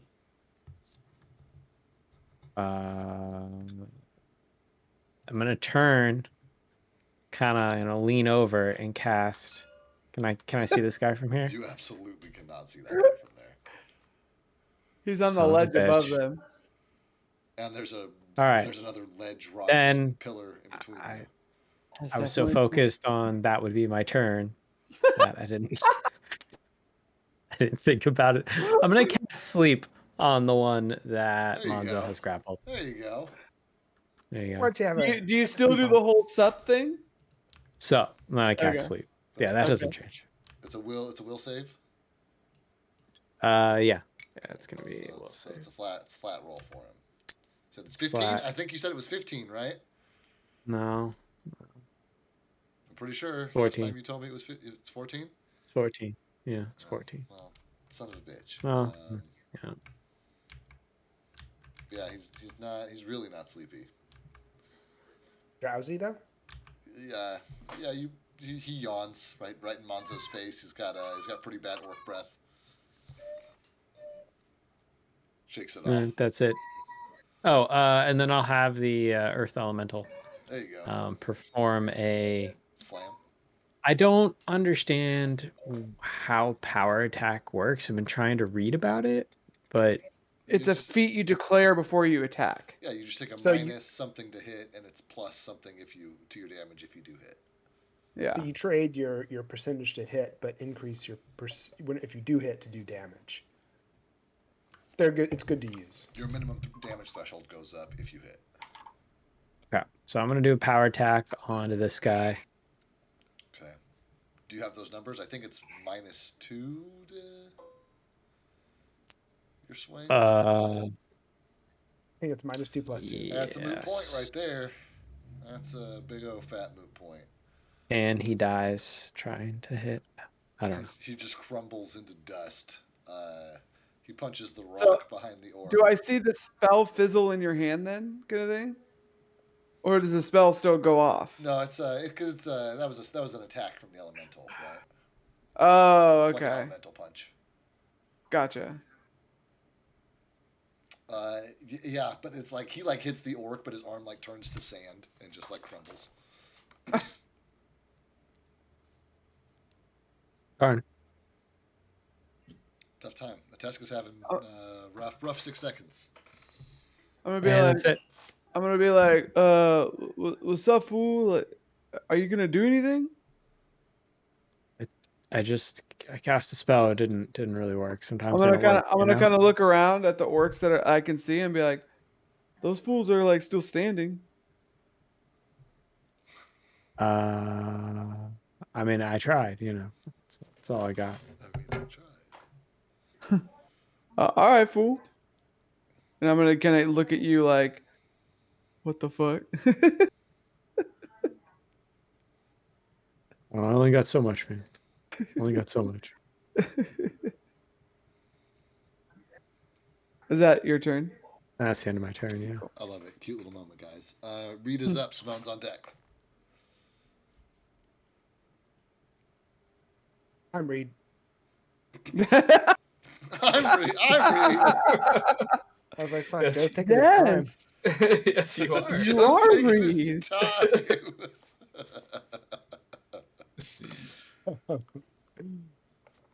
So that guy's dead. God, Reed misses. I breathe.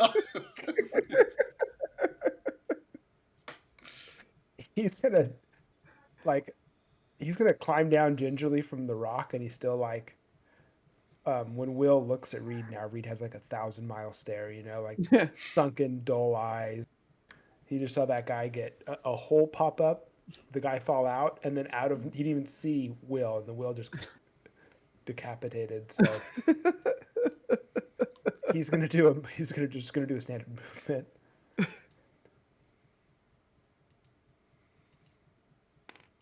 Which I think takes him there after his climb down.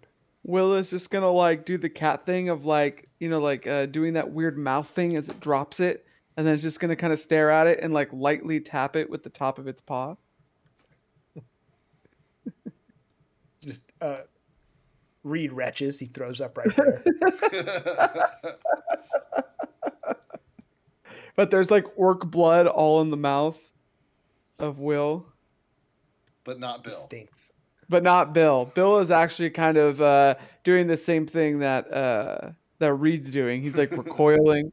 Right. Even on a snake's face, you can tell it's oh. Okay, and then Reed's done. I love that. That's hysterical. Back at the top, Simone and Wilb. Arthur's on deck. Okay. So while I was leveling, I didn't even realize, I forgot that I took this feat for Simone. So I have the run feat. Just so you know, that allows me to, where am I at here? Instead of 3 times Yeah, movement, you move you're 5 swift times of your foot. movement. Yeah, you move 5 times your normal speed. and I don't lose. I retain my dexterity bonus. So Right. I'm gonna do it. I Go don't ahead. think that applies for combat movement though. I am Oh, fairly really? certain. Yeah. So if you want to swap that out, you're more than welcome to. But because I picked that up for my very first character for Merpe originally, and it does not apply to combat. I'm pretty sure. I thought 5 times your normal speed would be. It just means that you move faster, not necessarily you move farther. Right, like you move faster in out of combat situations, and if you want to run like away from something, you're going to be able to like outpace it, and it's not going to be able to catch you. But yeah, it doesn't apply to like your normal movement speed in combat. Gotcha. All right. I am I'll have to I'm swap. pretty sure. Yeah. Yeah. That rings a Well, bell to me too. that sounds good. I will swap it out. Then for now, Will uh uh hearing Monzo say, "I'm working on it," perks up and like goes towards like the sound of Monzo. So Yeah. he's going to take a 5, 10, 15, 20, and then he's going to do a climb check, right? If you Yeah. wanted to go up. Yeah. All right. Okay. Easy. Will's quadrupedness is factored into easy. Yeah, 21. Yeah. Cake. Cool. Climbs up, very graceful like. Wow. And then I guess we'll also move an additional 5, 10, 15, 20. And kind of position himself to where he can try to pull off this guy's head. Okay. Classic, on brand. But that's I use both by movement. So Cool. And then Simone will do 5, 10. Oh yeah, 5, 10, 15, 20. And then you can. And then so then Yeah, you can see. actually, you know what? Can I take that back? Can Yeah. I take that Yeah. back? That movement? Okay, cool. Simone is going to use his innate ability Yeah. of Master's Call. Oh, okay. Yeah, it allows me Maker's Call. I can use oh wait, I used the wrong one. Damn it. That's the next level. Fuck. Okay, sorry. You're I good. forget I said any of that. Already forgot. and Simone's gonna move up 40 feet in his turn. Love it. Half of our casters today. Oh man. Hey, at least they're both still standing. That's a good Yeah. means Arthur's up and Kythar's on deck. He's gonna take a shot. Okay. It will incur an attack of opportunity from the man standing right next to you. 23. 23 hits.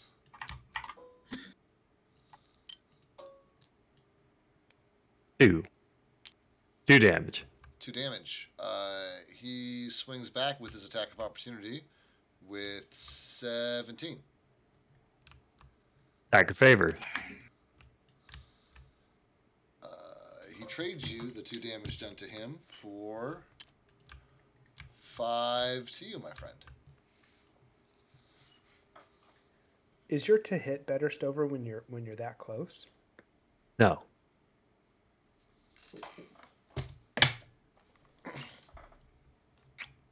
Turn. My understanding is it's Arthur in character getting frustrated that he's not being able to hit these guys and like getting as close as possible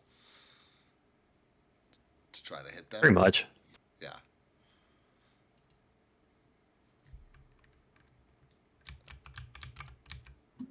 That's the end of your turn, you said? And turn. Cool. Okay, Kythar's up. Sigbert's on deck after the couple of bad guys. All right, Kythar's gonna fuck up this guy in front of him. Let's do it. There you go. You're there. Do it. He's so close to dying. I roll a 24. That hits. Okay. Gonna go ahead. 4. Cut him down. Ooh, max damage 14. Cut him down. He's dead. Okay. Oh shit. I caught him behind the knees. He drops down to the knees, and I do the same execution style that I did to the other orc. There you go. And these gonzos. You guys are fucking sick. I turn and look at the rest of the team with just bloodlust in my eyes. That's 2.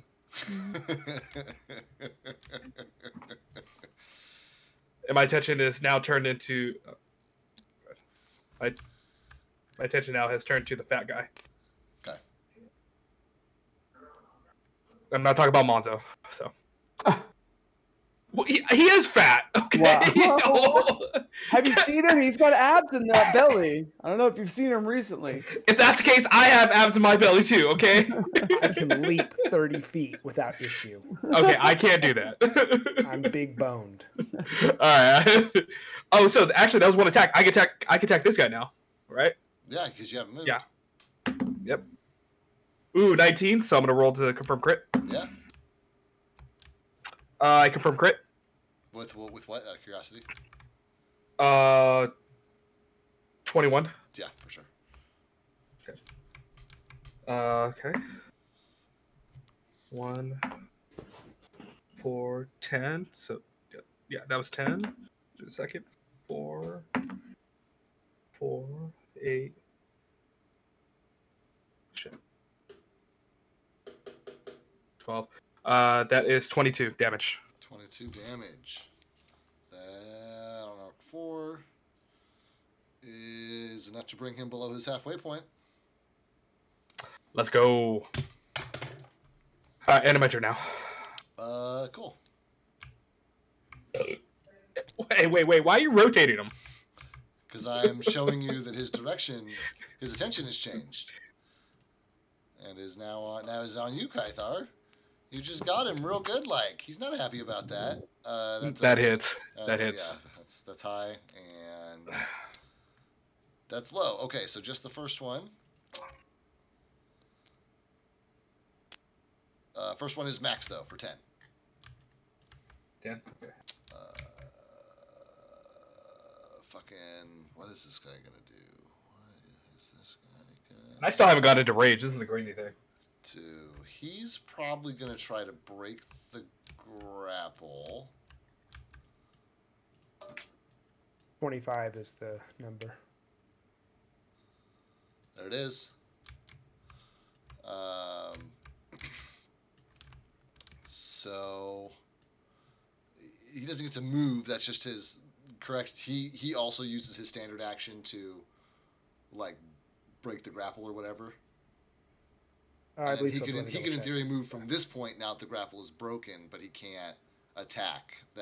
Or is it a movement action to break the grapple? I'm pretty sure it's a standard. It doesn't tell me the cost. I'm pretty sure it's a standard. Yeah.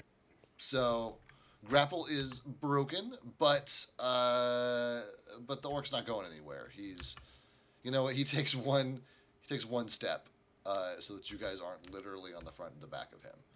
And that's it. I've only got 2 of them left. So Sigbert is up and Monzo's on deck.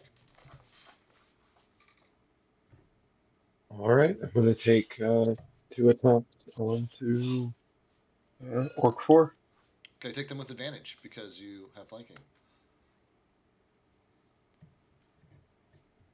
Ooh. Okay.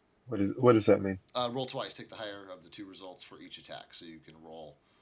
Basically, Okay. You can roll 4 d20s and take the 2 highest.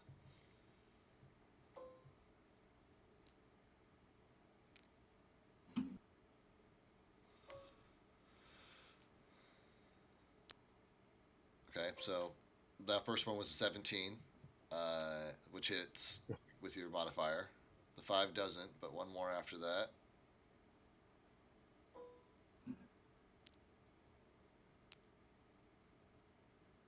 What's that turn into? The 7? Okay, so the 7 would turn into a 16. That would just hit. So you get to roll both your damages. Damage eye.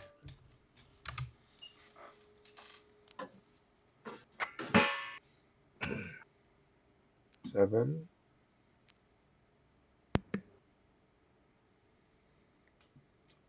17 damage total. 17 damage total, he says, which is not enough to kill him, but it is enough to bring him well below half and into a bloodied orcish frenzy as he is now fighting desperately for his life. Okay. And as I made those 2 attacks, I'm gonna yell at him like he did when he first attacked me, and that'll be my turn. And you can hear his yells back have become more cries of desperation than screams of intimidation. And if Sigbert's done, Monzo is up and Atesk is on deck. Re-grapple. Re-grapple. Sounds great. If you move to the opposite side of Will, I will give you advantage just like you get with attacks. If you flank her. Yeah, I'll use a move, as you said. Cool. So 12, go ahead and roll your second. Although I think your 12 does it with your high grappling sure ability. It does either way. So 12 plus 11 would be 23. Yeah. Okay, back to grappled, and I'm done. Back to grappled. Monzo's done. Atesk is up. Reed's on deck. Reed, played by Aaron, is on deck. 1 second, I gotta pee. Aaron, take your time. Aaron, you're the one who's on deck. Well. Taking my time. I guess I'll just walk casually over that way. Walk this way. I don't know why you said it like that. And then I'll do a power attack on this guy from my little earth elemental.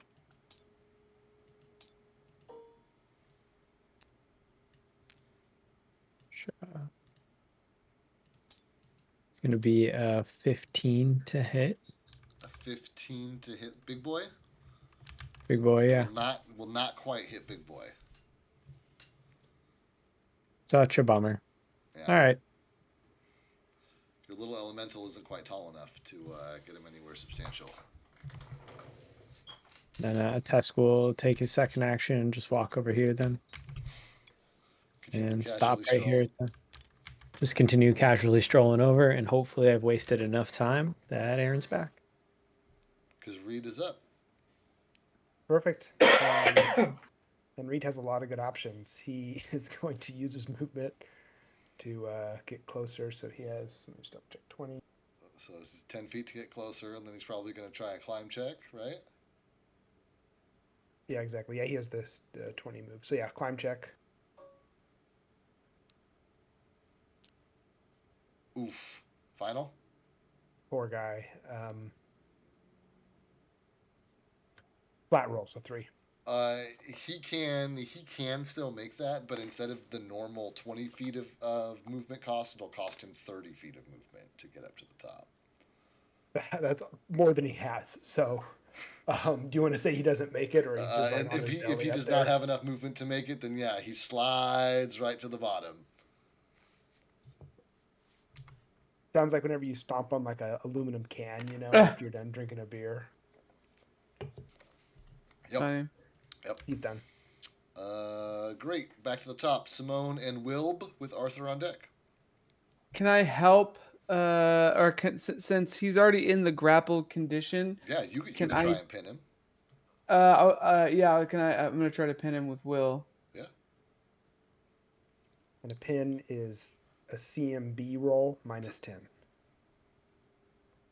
CMB, right? To grapple though, right? Yeah. Well, no, I don't think it's to grapple. Well, it's maybe to the defender's grapple, but you don't roll with your grapple check. You roll with your that's all the same though. So okay, yeah, it's different from mine as well. Oh, probably not. Yeah. So it's at a minus 10. Minus 10. Okay, so that's a 5 then. That is not enough to pin him. Wait, roll it with advantage because Monzo's on the other side there. Roll again. Okay. Okay, let's try it again then. I'm gonna use my inspiration. Okay. Roll for a third time then, friend. Here we go. Hey, that is 13. It was 13. Yeah. Still does not quite beat this guy's grapple. Oh my god, jeez. Unpinnable. I And it's not know. even that it's high. It's just we can't roll to. I'm about to say it's really reasonable, guys. It's super reasonable.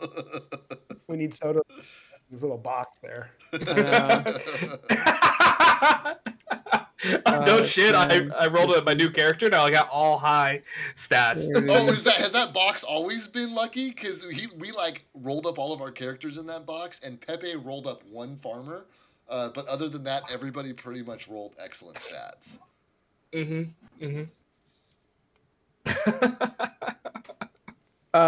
Simone's gonna try to do a climb Cool. up to Give it a here. roll. Give it a roll. Rickety roll. Just to scamper up that there wall. Oof. That's definitely not happening. So that's a -6. Oh yeah, bud.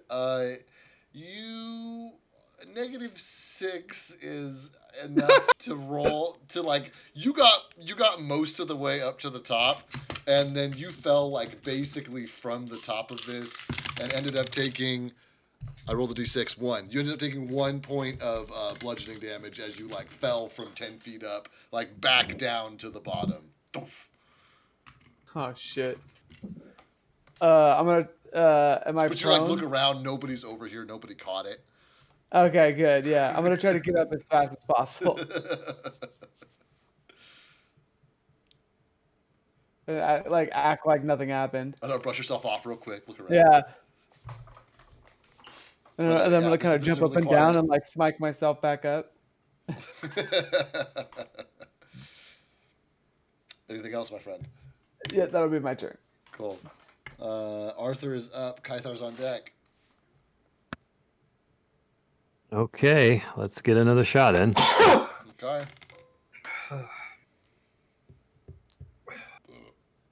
21. 21 will hit, and his attention is currently on Kythar, so he's not taking his attack of opportunity. 12. 12. 12 Sick. damage. Awesome. A little bit of math here. 17,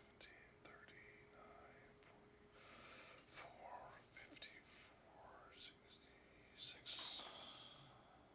How much health do these guys have? Yeah. How do you want him to die, buddy? Let's go. He's probably gonna.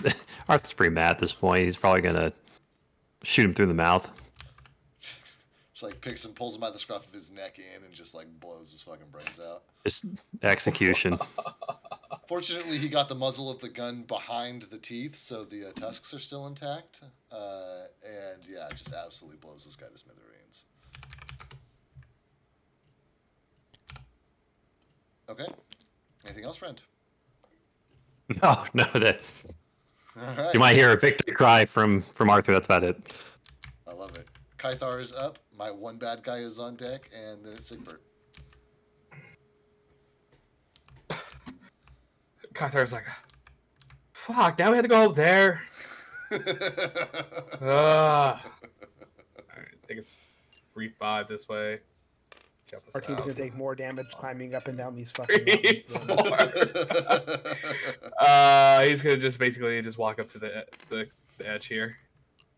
And since it's another 5 down to this spot here, I'm gonna go to roll an acrobatics to make sure I don't break my neck. Yeah, just don't break. I mean, you just fall prone. You wouldn't break your neck, not from this height. I rolled a 13. That's fine. It's funny. Okay, all right, and end my turn. Okay, great. One bad guy is up. He is back to being grappled, but is not pinned yet. Is that right? That's correct. For the second time. For the second time. He rolls to break the grapple, and on a natural 4 is not going to be able to do so. Oh, I'm sorry. I just totally threw a test there. I'm not sure where exactly you were, buddy. He- passes. He probably deserved it. Hey. And this orc like spits in your face, Monzo. Pwah! Oh, there's, shit. There's like blood in it. And that is it for him. Sigbert, you're up. Monzo is on deck. Okay. I'm gonna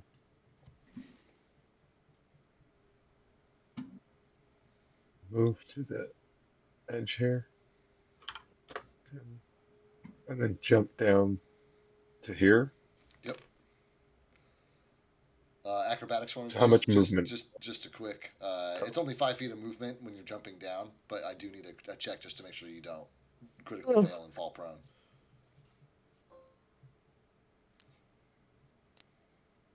Yeah, perfect. You're fine.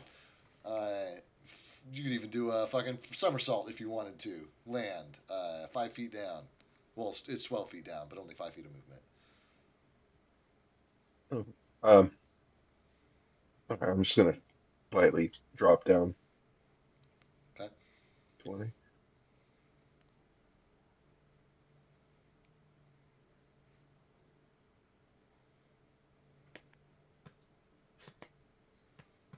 Move around.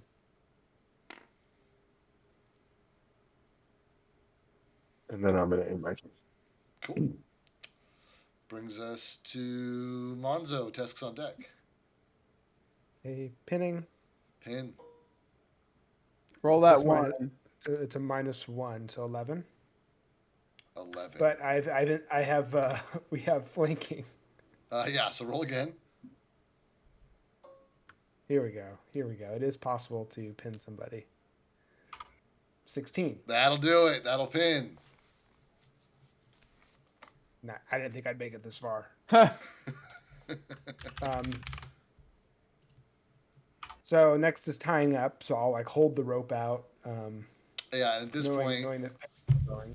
Yeah, at this point we can move you guys through into free action, I think, because this orc is not going to get another turn before like 3 or 4 of you are going to get a turn within 8 dudes pile on him. distance. Yeah, so we're going to say that 8 dudes pile on him and this dude gets tied up.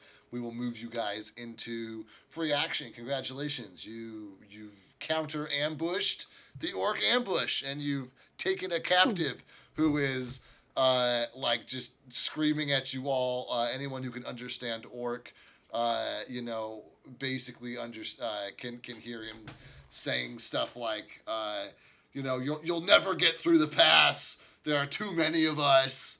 My cannon will destroy you. Just like being very obstinate. You guys were very easy enough to kill, so doubt it. You speak orc? Yeah, this is all in Orcish. I just know there are a couple of members of the party who speak it. Yeah, my bad. I'm gonna look to Kythar and be like, "Hey, can you put this puto to sleep?" Sorry, say that again. No, sorry, not Kythar. Ates. Well, hey, can you put this puto to sleep? I don't know. I don't. Isn't he kind of helpless right now, right? He is, yeah. Yeah.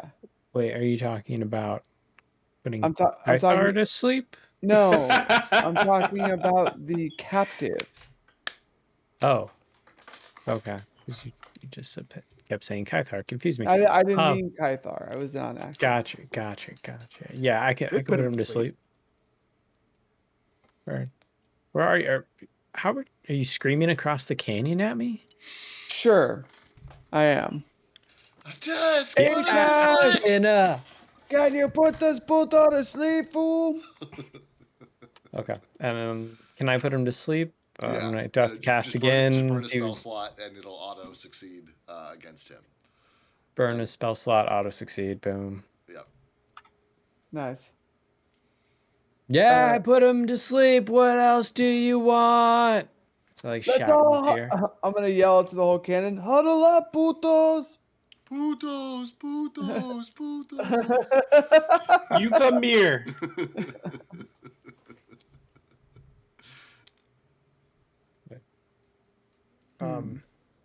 Where are we huddling? What's the party? We going over there? Yeah, around the prisoner. This is awkward. Around the This is prisoner. I don't know what to There do. you go. I don't know what to do. Around the prisoner. Who is snoring quite loudly.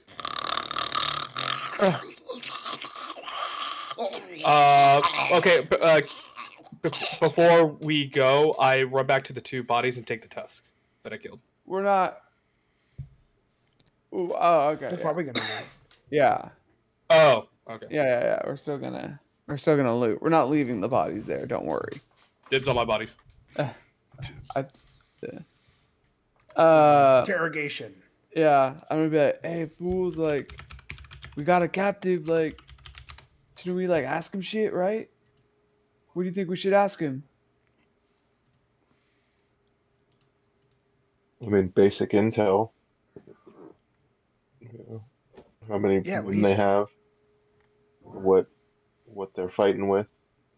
You know, maybe some type of way we can make some type of deal through the pass. I never even thought about that. A deal, huh? Yeah, I'm gonna but be like, I mean,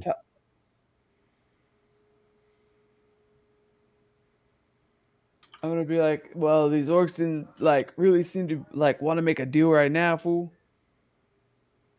yeah, but these are gonna be low-level peons, you know. Just Uh, in the event of running into some higher brass, we should think about, you know, trying to word our way out of it. just to confirm, are the orcs wearing the same symbol that we saw previously of Yes, these the are dragon? obviously of the same clan of all the previous orcs you fought up until this point. Gotcha. Wonder if they're fighting anybody else. The rangers in the trees.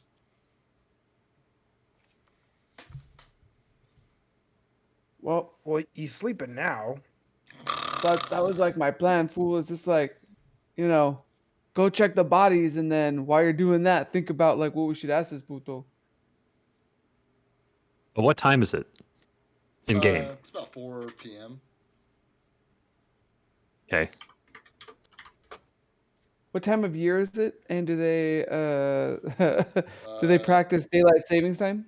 It is the 26th day of spring. Oh, okay. And there's no daylight savings. Gotcha. So Yeah, we still got a little bit of time. That's a modern invention.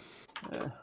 Monzo's gonna start walking to go loot a body. He'll get the wizard one over here. Okay. Yeah, I don't know if there's a body for everyone. I actually don't think there is. 1, 2, 3, 4, 5. There's only 6 bodies, so there's one for everyone here. So fuck Reed, I guess.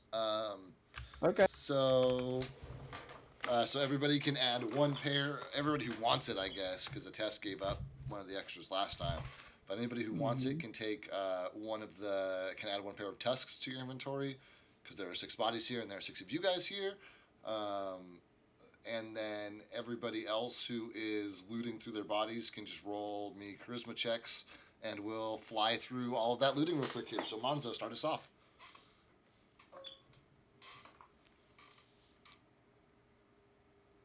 10. On a 10, you find two shining gold and 9 shining silver gleaming in this orc's pocket, as well as a small wooden carved totem that looks like a dog or a ferret head of you're like not really sure. It's very crude, but that's just what you find here.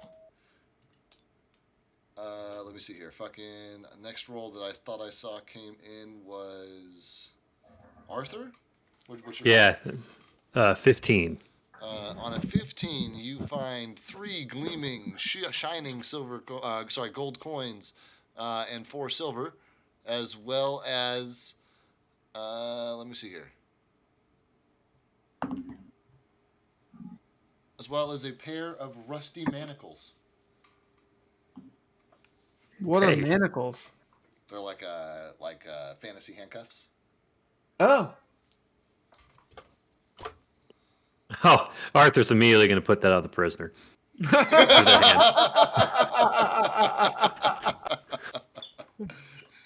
I love it. Great. Great. Okay. Next looks like Simone. Yeah, I got a 24. On a 24, you are able to find. Let me take a little roly poo here. You are able to find 20 gold pieces worth of like value in shining coins and the like, as well as a small effigy of a like head of some kind with two small jewels for eyes. Nice. Okay, let's see here. Chris. 8. On an 8, you find 2 shining gold pieces, and the left hand of some kind of small goblinoid. And Kythar. I rolled 9 and I looted 2 bodies. 2 bodies. Nah, you only get 1 for the teeth, unless you would have literally had to have fought off one of your party members to loot 2 bodies. Oh, we're doing this evenly. Okay. I don't know, unless somebody's character that's would fine. not have stepped in front of Kythar. That's up to you guys. But if you guys want to split it evenly, that's up to you. Are you guys going to let Kythar loot 2 bodies collectively? The rest of you. I would not have let Kythar loot 2 bodies. Okay, you see Kythar I going wouldn't. from one body to the second body. What do you say to him? Let's go. I go. Hey, fool! What are you doing? I killed him, right? Yeah, I killed 2 putos too, but you don't see me taking both of them. It's That's 1 your per own person, priority. and fuck the kid. Hey! Yeah. Fuck that kid. Exactly. So let's do it all evenly, fool. And that's a diplomacy roll. Kythar? All right. He has to roll against my what again? Diplomacy? You also, I think, diplomacy against him, or yeah.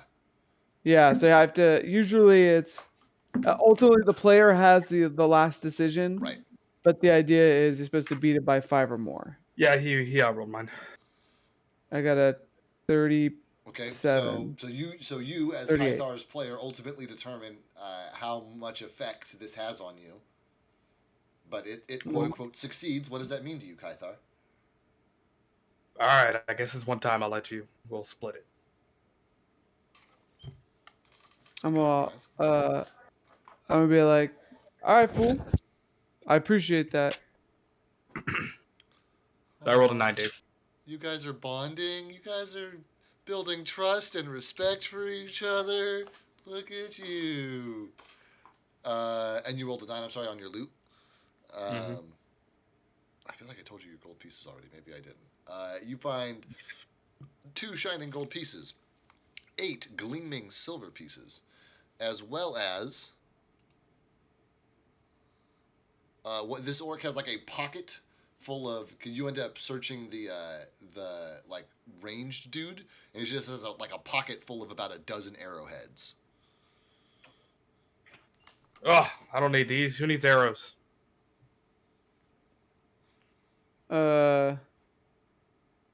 What kind of metal is it? Iron. Oh. And it's very I don't know. looking. Maybe some blacksmith in town might want it. All right, I put it in my bag. Cool. And everybody's got their tusks. Everything's good. Whoever searched the shaman, that was you, Aaron, right? Yeah. Please reference your Discord messages. You are cursed. Not again. Oh, hold on for a second. That didn't. There you go.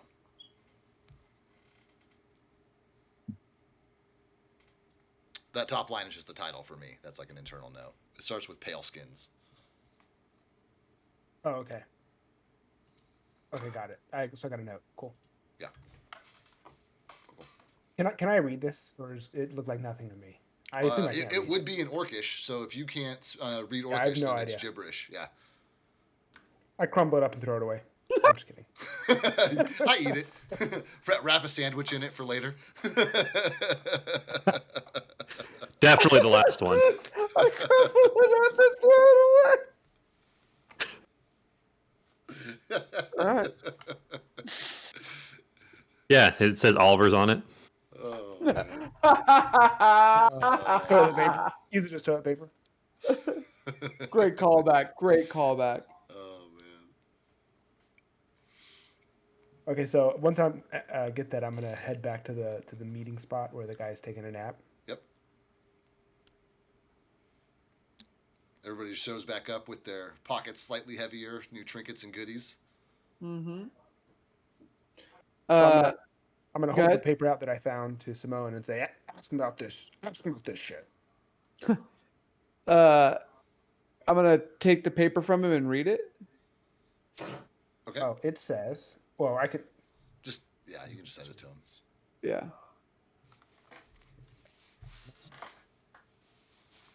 You could also just read it out loud, because that's what Simone would do, is read it out loud. No, we're gonna do it official. That's what you see.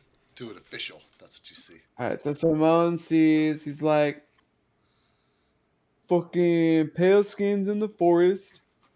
Like, fucking stay close to the base. Fuck, what's that? Kill on sight. Find the shield. Says pale skins in forest, stay close to base, kill on sight, find shield. Glory to Azru? Asmaru? I don't know. The Salt Wing. Ah, shit. These fucking orcish names.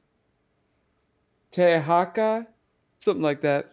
And I'm going to hand it over to Atesk. And then I'll send it to you, Tyler. Cool.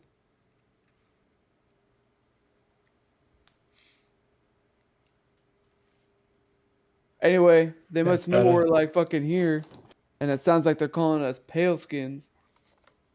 Pale skins. That's right, fool. I mean, I guess compared to them, like, we're kind of pale, right? They're pretty orange, you know. I mean, look at them. Kind of gesture down to the one that's sleeping. Orange or green, you know, green. Listen, I feel like we're kind of focusing on like the wrong part of the the letter.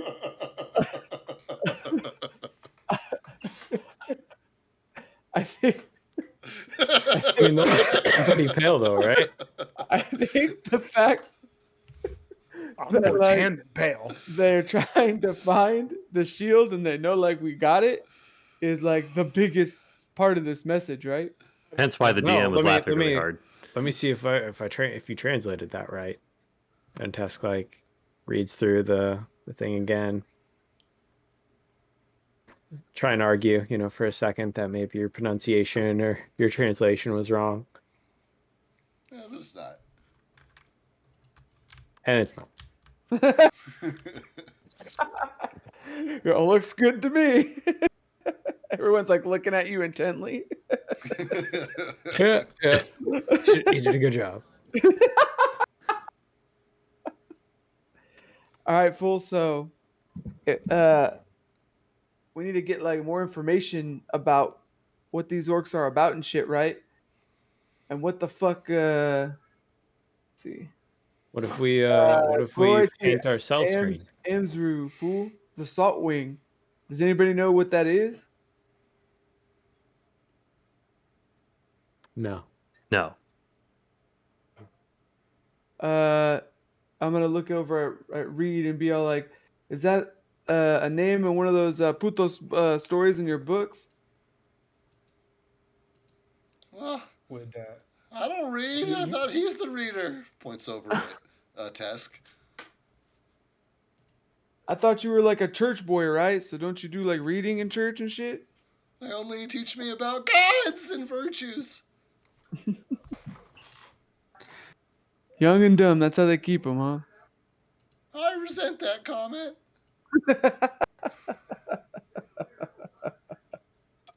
I don't know. I've never Well, heard of this thing before. That sounds like question number one. And then I'm gonna kind of look around, like left and right, and be like, "This fool's not gonna want to like give up the information." A Tesk. Roll me a wisdom roll. And while he's doing that, I'm gonna be like, "Is anybody willing to like get their hands dirty?" And that's a question to the group. I'm gonna nudge Kythar with my shoulder. You know. Nah. 14. You remember that this is not the first letter you guys have found, and not the first time you've heard that name.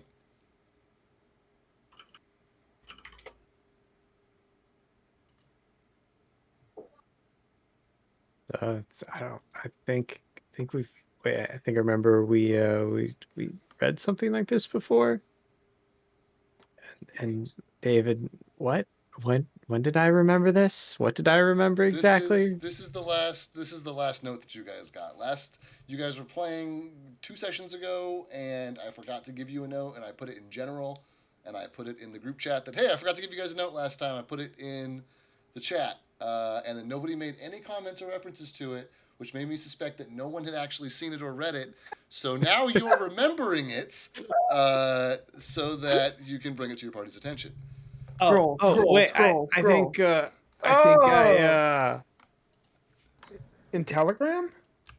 Yeah, in Telegram, I put a chat that said, "Hey, I forgot to give you guys a note last time. I like lumped it in with some other information about the game, and then I said it's in Dave because I specifically called it out. It's in Dave's maps and things, and like da da da da."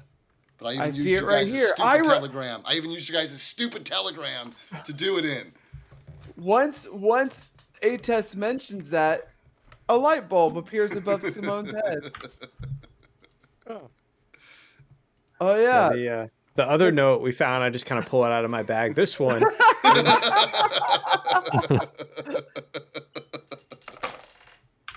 They both say something about glory to Amazuru. I don't know. I can't translate this word very well. We'll just call him the Salt Wing. But yeah, this one also mentions that too.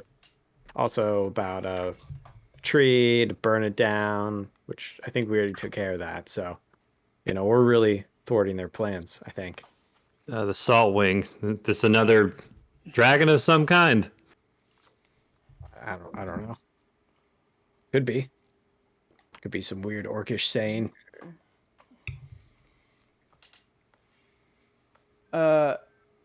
If the shield and like the armor that kind of comes, a part of all of it.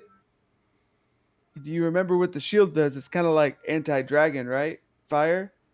I would imagine whatever that is probably like a fucking, a dragon shit. Dragon? Like a big dragon. Did they make them small?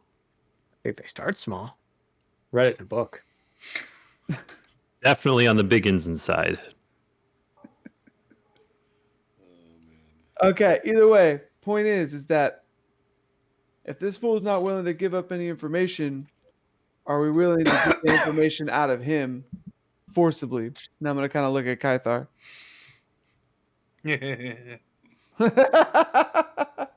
Wait, That's a big Simone, yes. Are you saying we cap that fool? And I kind of smile.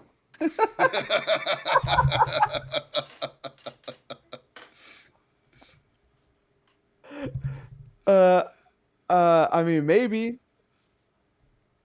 Or maybe we just scare him into, giving us what we want.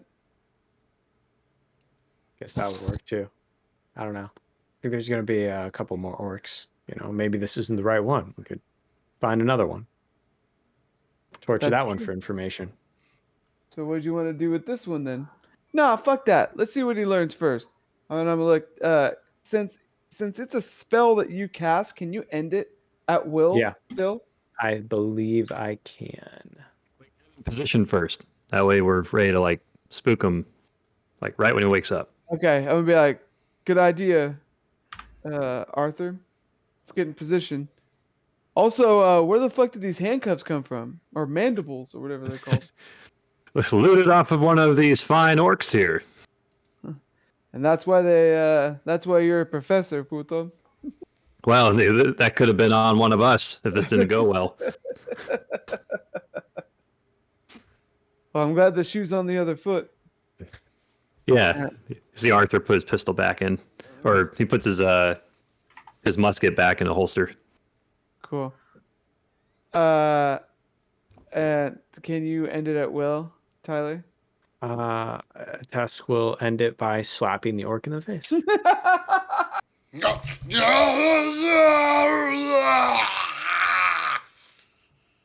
Orc's just yelling incoherently. I'm gonna look at Kythar and I'm gonna be like, "Hey, can you punch this fool in the stomach?" Okay, I do. Strength check. Just roll damage. Just roll a non-lethal damage roll. Yeah.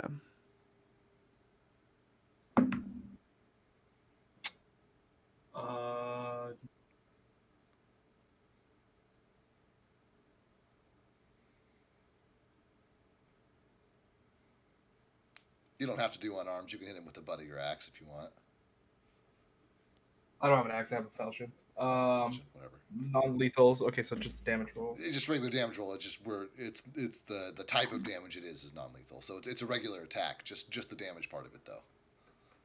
Gotcha. So 11. Yeah, substantial. And like, and this orc's just like grunting furiously and like looking up at the 7 of you, which are like standing around it, and the 2 of you who are able to understand Orcish, says, 7 on 1, not fair. Huh. I'm gonna look him back in Orcish and be like, "Hey fool, ambushing putos isn't fair either. But look where we're at. You got mandibles on." I'm gonna say mandibles and like shake my head. On, and we're the putos standing around you. And I'm on this big puto right here can kill you if we snap my fingers like that. So why don't you answer some questions? And I'm gonna diplomacy that if I can. You can try. Yeah.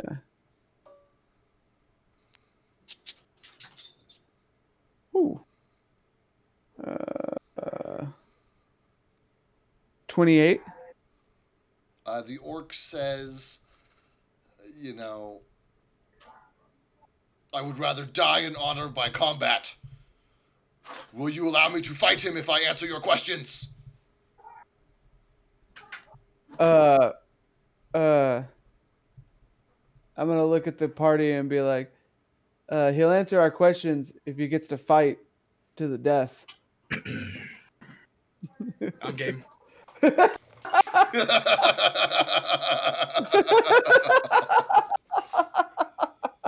Yeah, look at Reed. It's like, all right, get to healing. I'm gonna look at I'll look at him and be like, we have a challenger, this puto right here, as Kythar's kind of like looming over me, like just like deadpan, just like heavy breathing. It's kind of like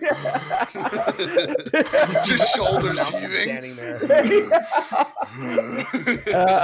And I'm gonna tell him all this. I'm gonna say that, and it'll be like, but no weapons, hand to hand, fool. And the orc looks up at Kythar, and Kythar can't understand him, but Yeah. Simone in the test can. It says, I look forward to tearing him apart with my bare hands. I look. Oh, damn, I don't know what he's saying. I'm gonna look at the orc and be like,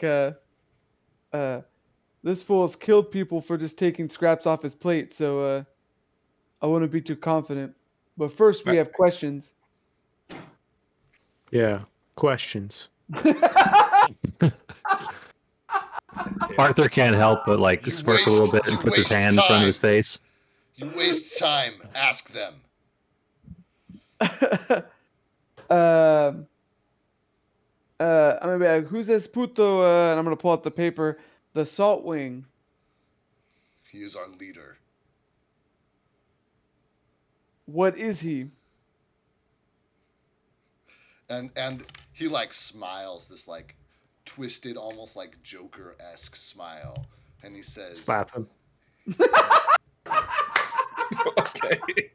All right. Yeah. he spits blood at you, a Tesk, and asks if and says and declares, "Do you want the answer to your question or not?" Yeah.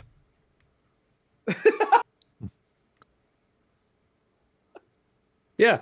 He says, "He is Hit him for 12. he is the supreme one. He from his generosity our strength grows." Like what? What is he? Is he an orc? I have never been graced with his presence. You don't even know if he really exists. And he says, "I know."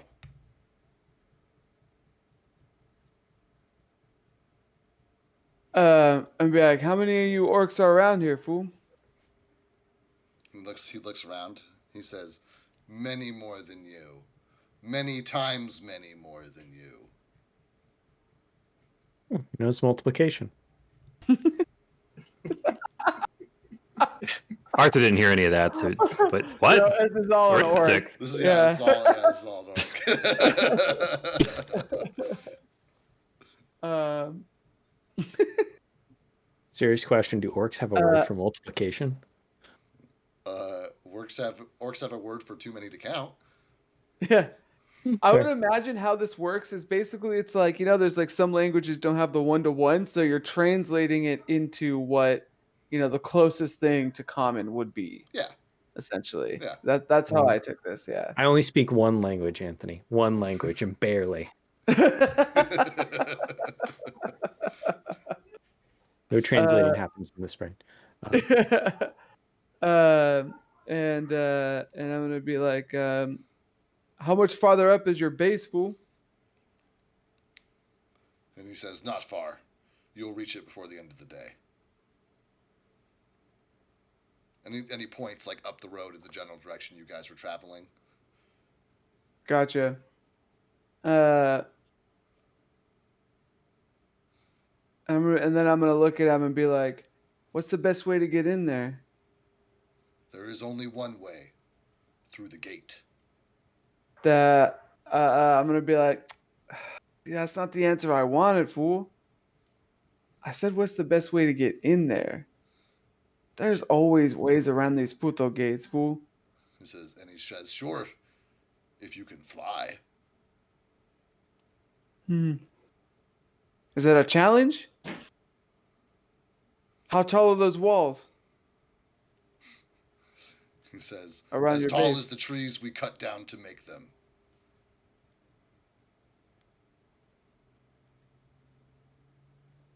I'm gonna look at Atesk. I can't fly. I can't fly. I'm gonna go back to the rest of the group and reiterate everything that he's told me. Okay, there you He go. said there's Oh, many multiple times of orcs than us. The base is just down the road and we'll reach it before the end of the day. That the walls are as big as the trees that they've cut down. And knowing that the forest we were previously in, they were pretty tall trees. They made their walls out of trees? Look at a test. It's like, you still got fireball? Yeah.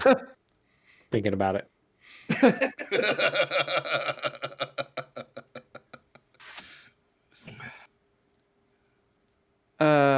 Ask Well, what do them we- how big the wall is. Could we like hit one of the sides maybe and sneak through before they know, and the wall will burn down as we go?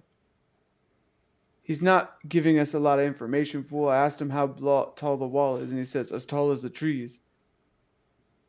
I asked him if there's any way around, and all he said is if you could fly over. Hey, ask him. We saw that thing in the sky the other day. Is that connected to him? Is his friend Saltwing nearby? Okay. Remember, He Yeah. doesn't know what he behind the looks peak? like. He said he didn't know what he looked like. Never actually met him. Just be, you know, like what's Reed's god's name? Amunde. Yeah. Iomunde. It could be like Iomunde, you know. He's never met her, doesn't really exist. Okay, so one other idea. We could take all their uniforms, put them on, and try to sneak through. We could do Trojan horse style. Paint ourselves green. Yeah. Where have I heard that before? Well, I don't, So, Return of the King. So yeah, this is what's gonna happen. I'm gonna turn around and be all like, "Yeah, we're gonna sneak our way in. I know the most Italian."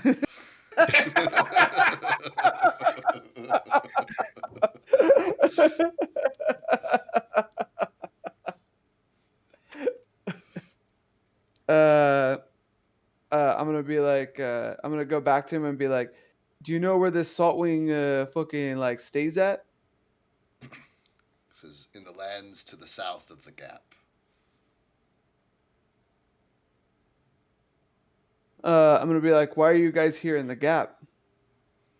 From what I talked to other local creatures, you Putas usually stay on the other side. It is the will of a Mazru. And what is that will, fool? For us to be north of the gap. For us to find, and he points at Reed, the shield. What does he want with the shield, fool? And he says, I know not, only that to bring it to him will bring us glory.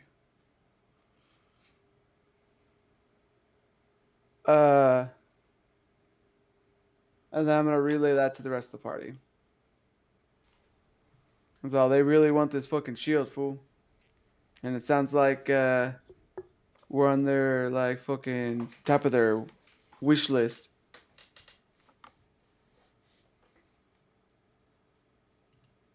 Meaning they really want it from us, fools. Ah, as Arthur says that. I love it. I love the devotion to the role play.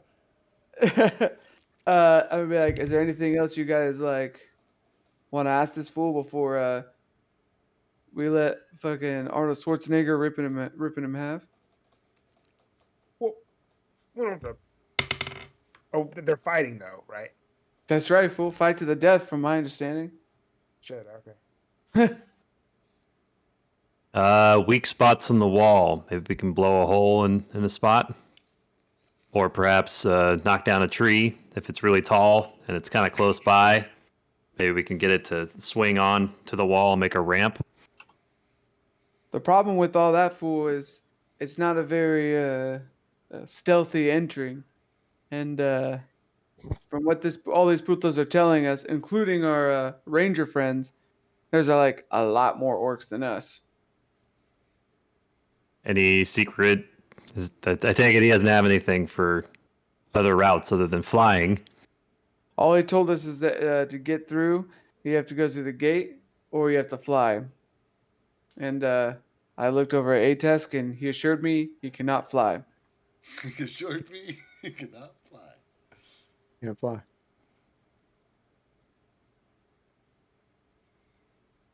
I I don't think. don't have any other questions for him. Arthur doesn't have any questions. So, Kythar, are you? What have you been doing this whole time while we're talking? Well, I asked Reed to heal me because I'm at about almost a quarter of my HP is down, so I was hoping Reed can give me a lay on hands or something. Yes. Let me see. Come on, Reed. Okay. Reed, hurry up. 3d6. 3d6.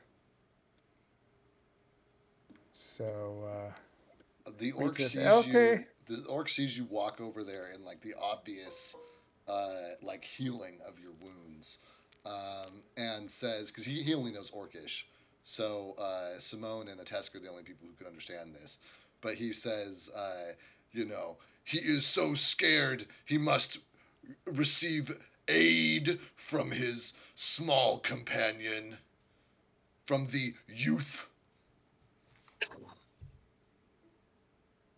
Pah, weakness. I'm gonna look at Kythar and be like, "Hey fool, he's saying you're a pussy for like getting healed." I go up and piss on him.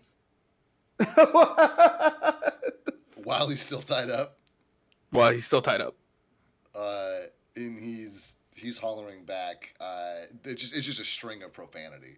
Like there's not even there's not even like a real word in there, and like Atesk and like even Atesk and Simone like don't know all these words.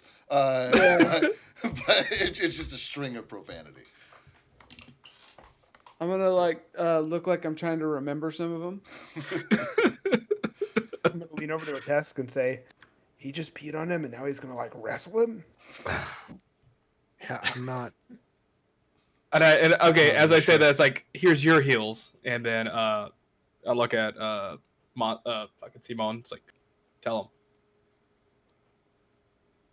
him. I'm gonna relay what Kythar said to the orc. He's still just yelling profanity for the entire duration of being peed on. He's just yelling profanity. All right, and I look at Reed. It's like, so you could do something or not? You talking to me? I healed you. Yeah. Yeah, it's in the chat. It's flat, so it's 5. Oh, shit. Woo! Okay. Almost the lowest roll possible. Almost. You're rolling it, bud. I mean, Good luck out there. You look a lot better. Like the paper cut on your finger heals. all right. So where are we doing this? We're doing this here, right in the area where we're standing. Yeah, so it'll be right where we're standing. Okay. Hey, make a school circle. Yeah. Let's make a circle. I go into rage. Okay. And this is going to be real simple. There's not going to be any tactical abilities. Where you guys, it's literally just a slugfest. You guys are just attacking each other with presumably lethal damage. Trying to kill each other. And he's trying to kill unarmed. you. So yeah. Okay. Yeah. In this corner. What's your unarmed die? It is the damage. Yeah. 1d3 plus 5. Okay. Cool. What's your clan's name that you came from? Soda. Uh-oh. The tableros. Where did you originally come from? Woodvindendale, whatever the fuck how you pronounce that. You came up with it. You said you can tell me how to pronounce it. That's not what I came up with. That's yours. No, there's actually a Woodinville, or some shit. Woodendale. Something in your map. I know, because it's part of your backstory that you sent me. I put it in the map, and it's spelled exactly the way that you sent me the name in your backstory. Well, there you go. I don't have a D3. No, you don't. You'll have to use a D4, and your 4 is just also a 3. Cool. I like it. Fighting out of the blue corner, a mixed martial arts coming out of Woodendale. Okay. All right. So roll an initiative to see who gets the first shot in. I rolled a 23. He rolled an 18. You get first shot. Roll the hit. Okay. I am going to grapple. Gonna waste time grappling? Hey, are you fighting or I'm fighting? Okay. You get him to the ground, and then you just, wail on him. And then I'm just gonna continue pissing on him. I rolled a 27. That'll grapple, yeah. So as I get on top of him, I take the full mount and I punch him to the face. You can't punch him in the same turn that you grapple him. Okay. Which is why I asked. You're gonna waste time grappling him, because he is just gonna punch you. That is fucking 14 to hit. Doesn't hit. Okay. He misses. All right. I rolled a 28. Hits. Or excuse me, you're trying to pin him? No, I punched him. I full mounted, now I'm punching him in the fucking face. 28 hits, yeah. 8 damage. 8 damage. Sorry. Yeah, 8 damage. Okay, great. Ooh. He rolls back. This time it's a dirty 20 to hit. That hits. That's 7 damage. Your go. Try to keep track of my hit points here. I was say, please do. I swing again, and I did 22. That's a hit. 6. 6. He rolls. Your rolls have been wild. So He rolls a 14, which I don't think hits. You go. Nope. I know. I wish I had soda luck. 27. That hits. 7 damage. He rolls a natural 20, but does not confirm it. So his attack is 5. Your go.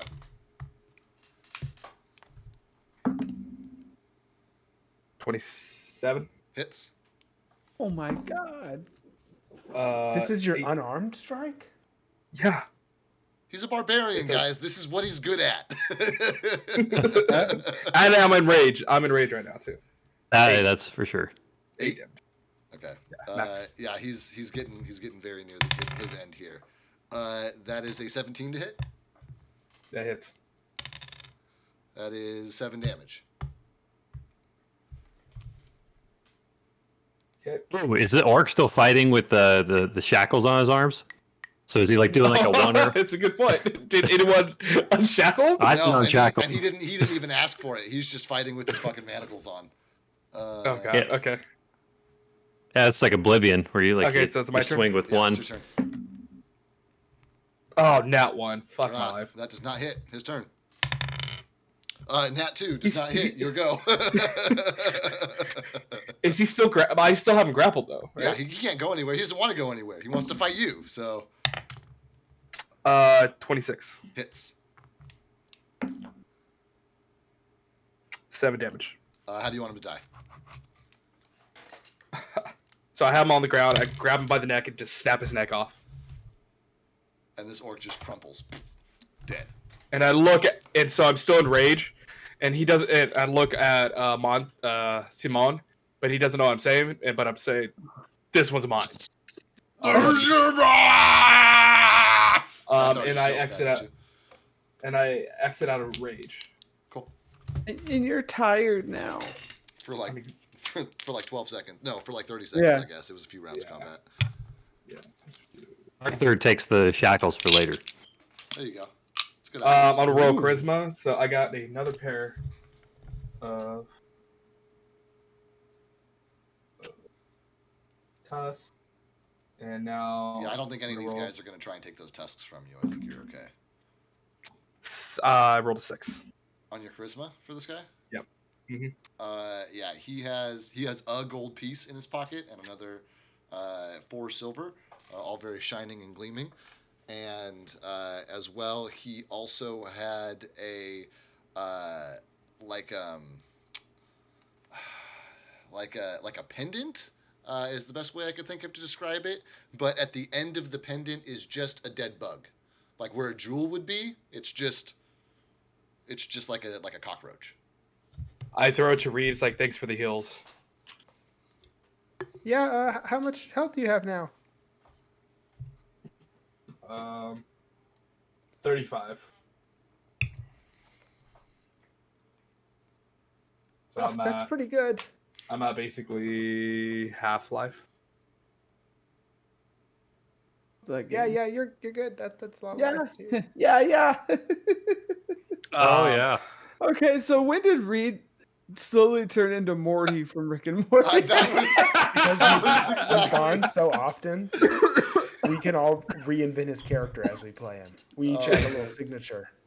No, I think that you hit the nail on the head for the signature right out the gate, because that's been my motivations for my couple of read lines. So for Yeah, sure. ever since he first described Reed as a small young boy.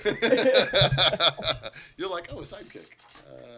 That's You fucking know, it's great. got a Robin mask in his pocket. All right, guys, it's 9:42, so I'm going to go ahead and call it here. You guys are in free action. You've just witnessed Kythar just like beat the ever living shit out of your orc prisoner. You got some valuable information off of him thanks to a high diplomacy roll from Simone, and you guys basically agreeing to his terms. Actually meeting an NPC on their level. Congratulations, my players. You guys are growing.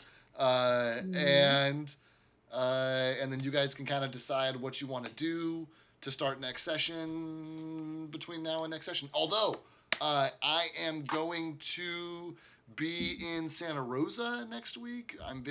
We're visiting Eva's mom in Ukiah. And so I will not be available a week from today, Wednesday. So I know a couple of you guys texted me that you're not going to be available a week from today, Wednesday, either. So, just know that the main campaign will not be played that day. Whatever you guys want to do, you guys can do, but I will be in Ukiah. So, Gotcha. so 2 weeks from today, we will come back to this campaign. Make sure we put that in Telegram too for Joe, because I think Joe is available next week. Yeah, I think he is too, Yep. and it's unfortunate, but I'm the DM and I'm Yeah. available much more than he is. So, Yeah. Oh no, I'm not saying it. I just think it's funny how that worked out. Yeah, I hear you. Yeah. Okay, what are you guys? You guys are campaign one. Campaign one. Clips. Great. Okay, cool. So then, thank you guys for playing. Thank you guys for being here. I'm glad that we worked our way through this combat. I know everything was kind of spaced out. I was worried it was going to take a while for you guys to physically cover distance to get places, but it looked like the scale was about perfect. So I'm super glad for that. I will catch you guys. I mean, I'm sure I'll catch you guys before 2 weeks from now, but I'll at least catch you guys 2 weeks from now. Sounds good, man. all right. All right, Cool, later, man. guys. See everyone Cool. later. All right, guys. I have one viewer, which is not enough for a raid. I think that viewer is myself. So I'm going to tell myself that I'm great. Any of you guys who are watching this after the fact, you're great. I am going to be streaming my Friday night game, but that'll be the last game I stream for about a week, taking a week off to go visit some family. And then I'll be back 2 weeks from now in this campaign. So we will catch you guys then. Take it easy. Be safe. Enjoy your holiday.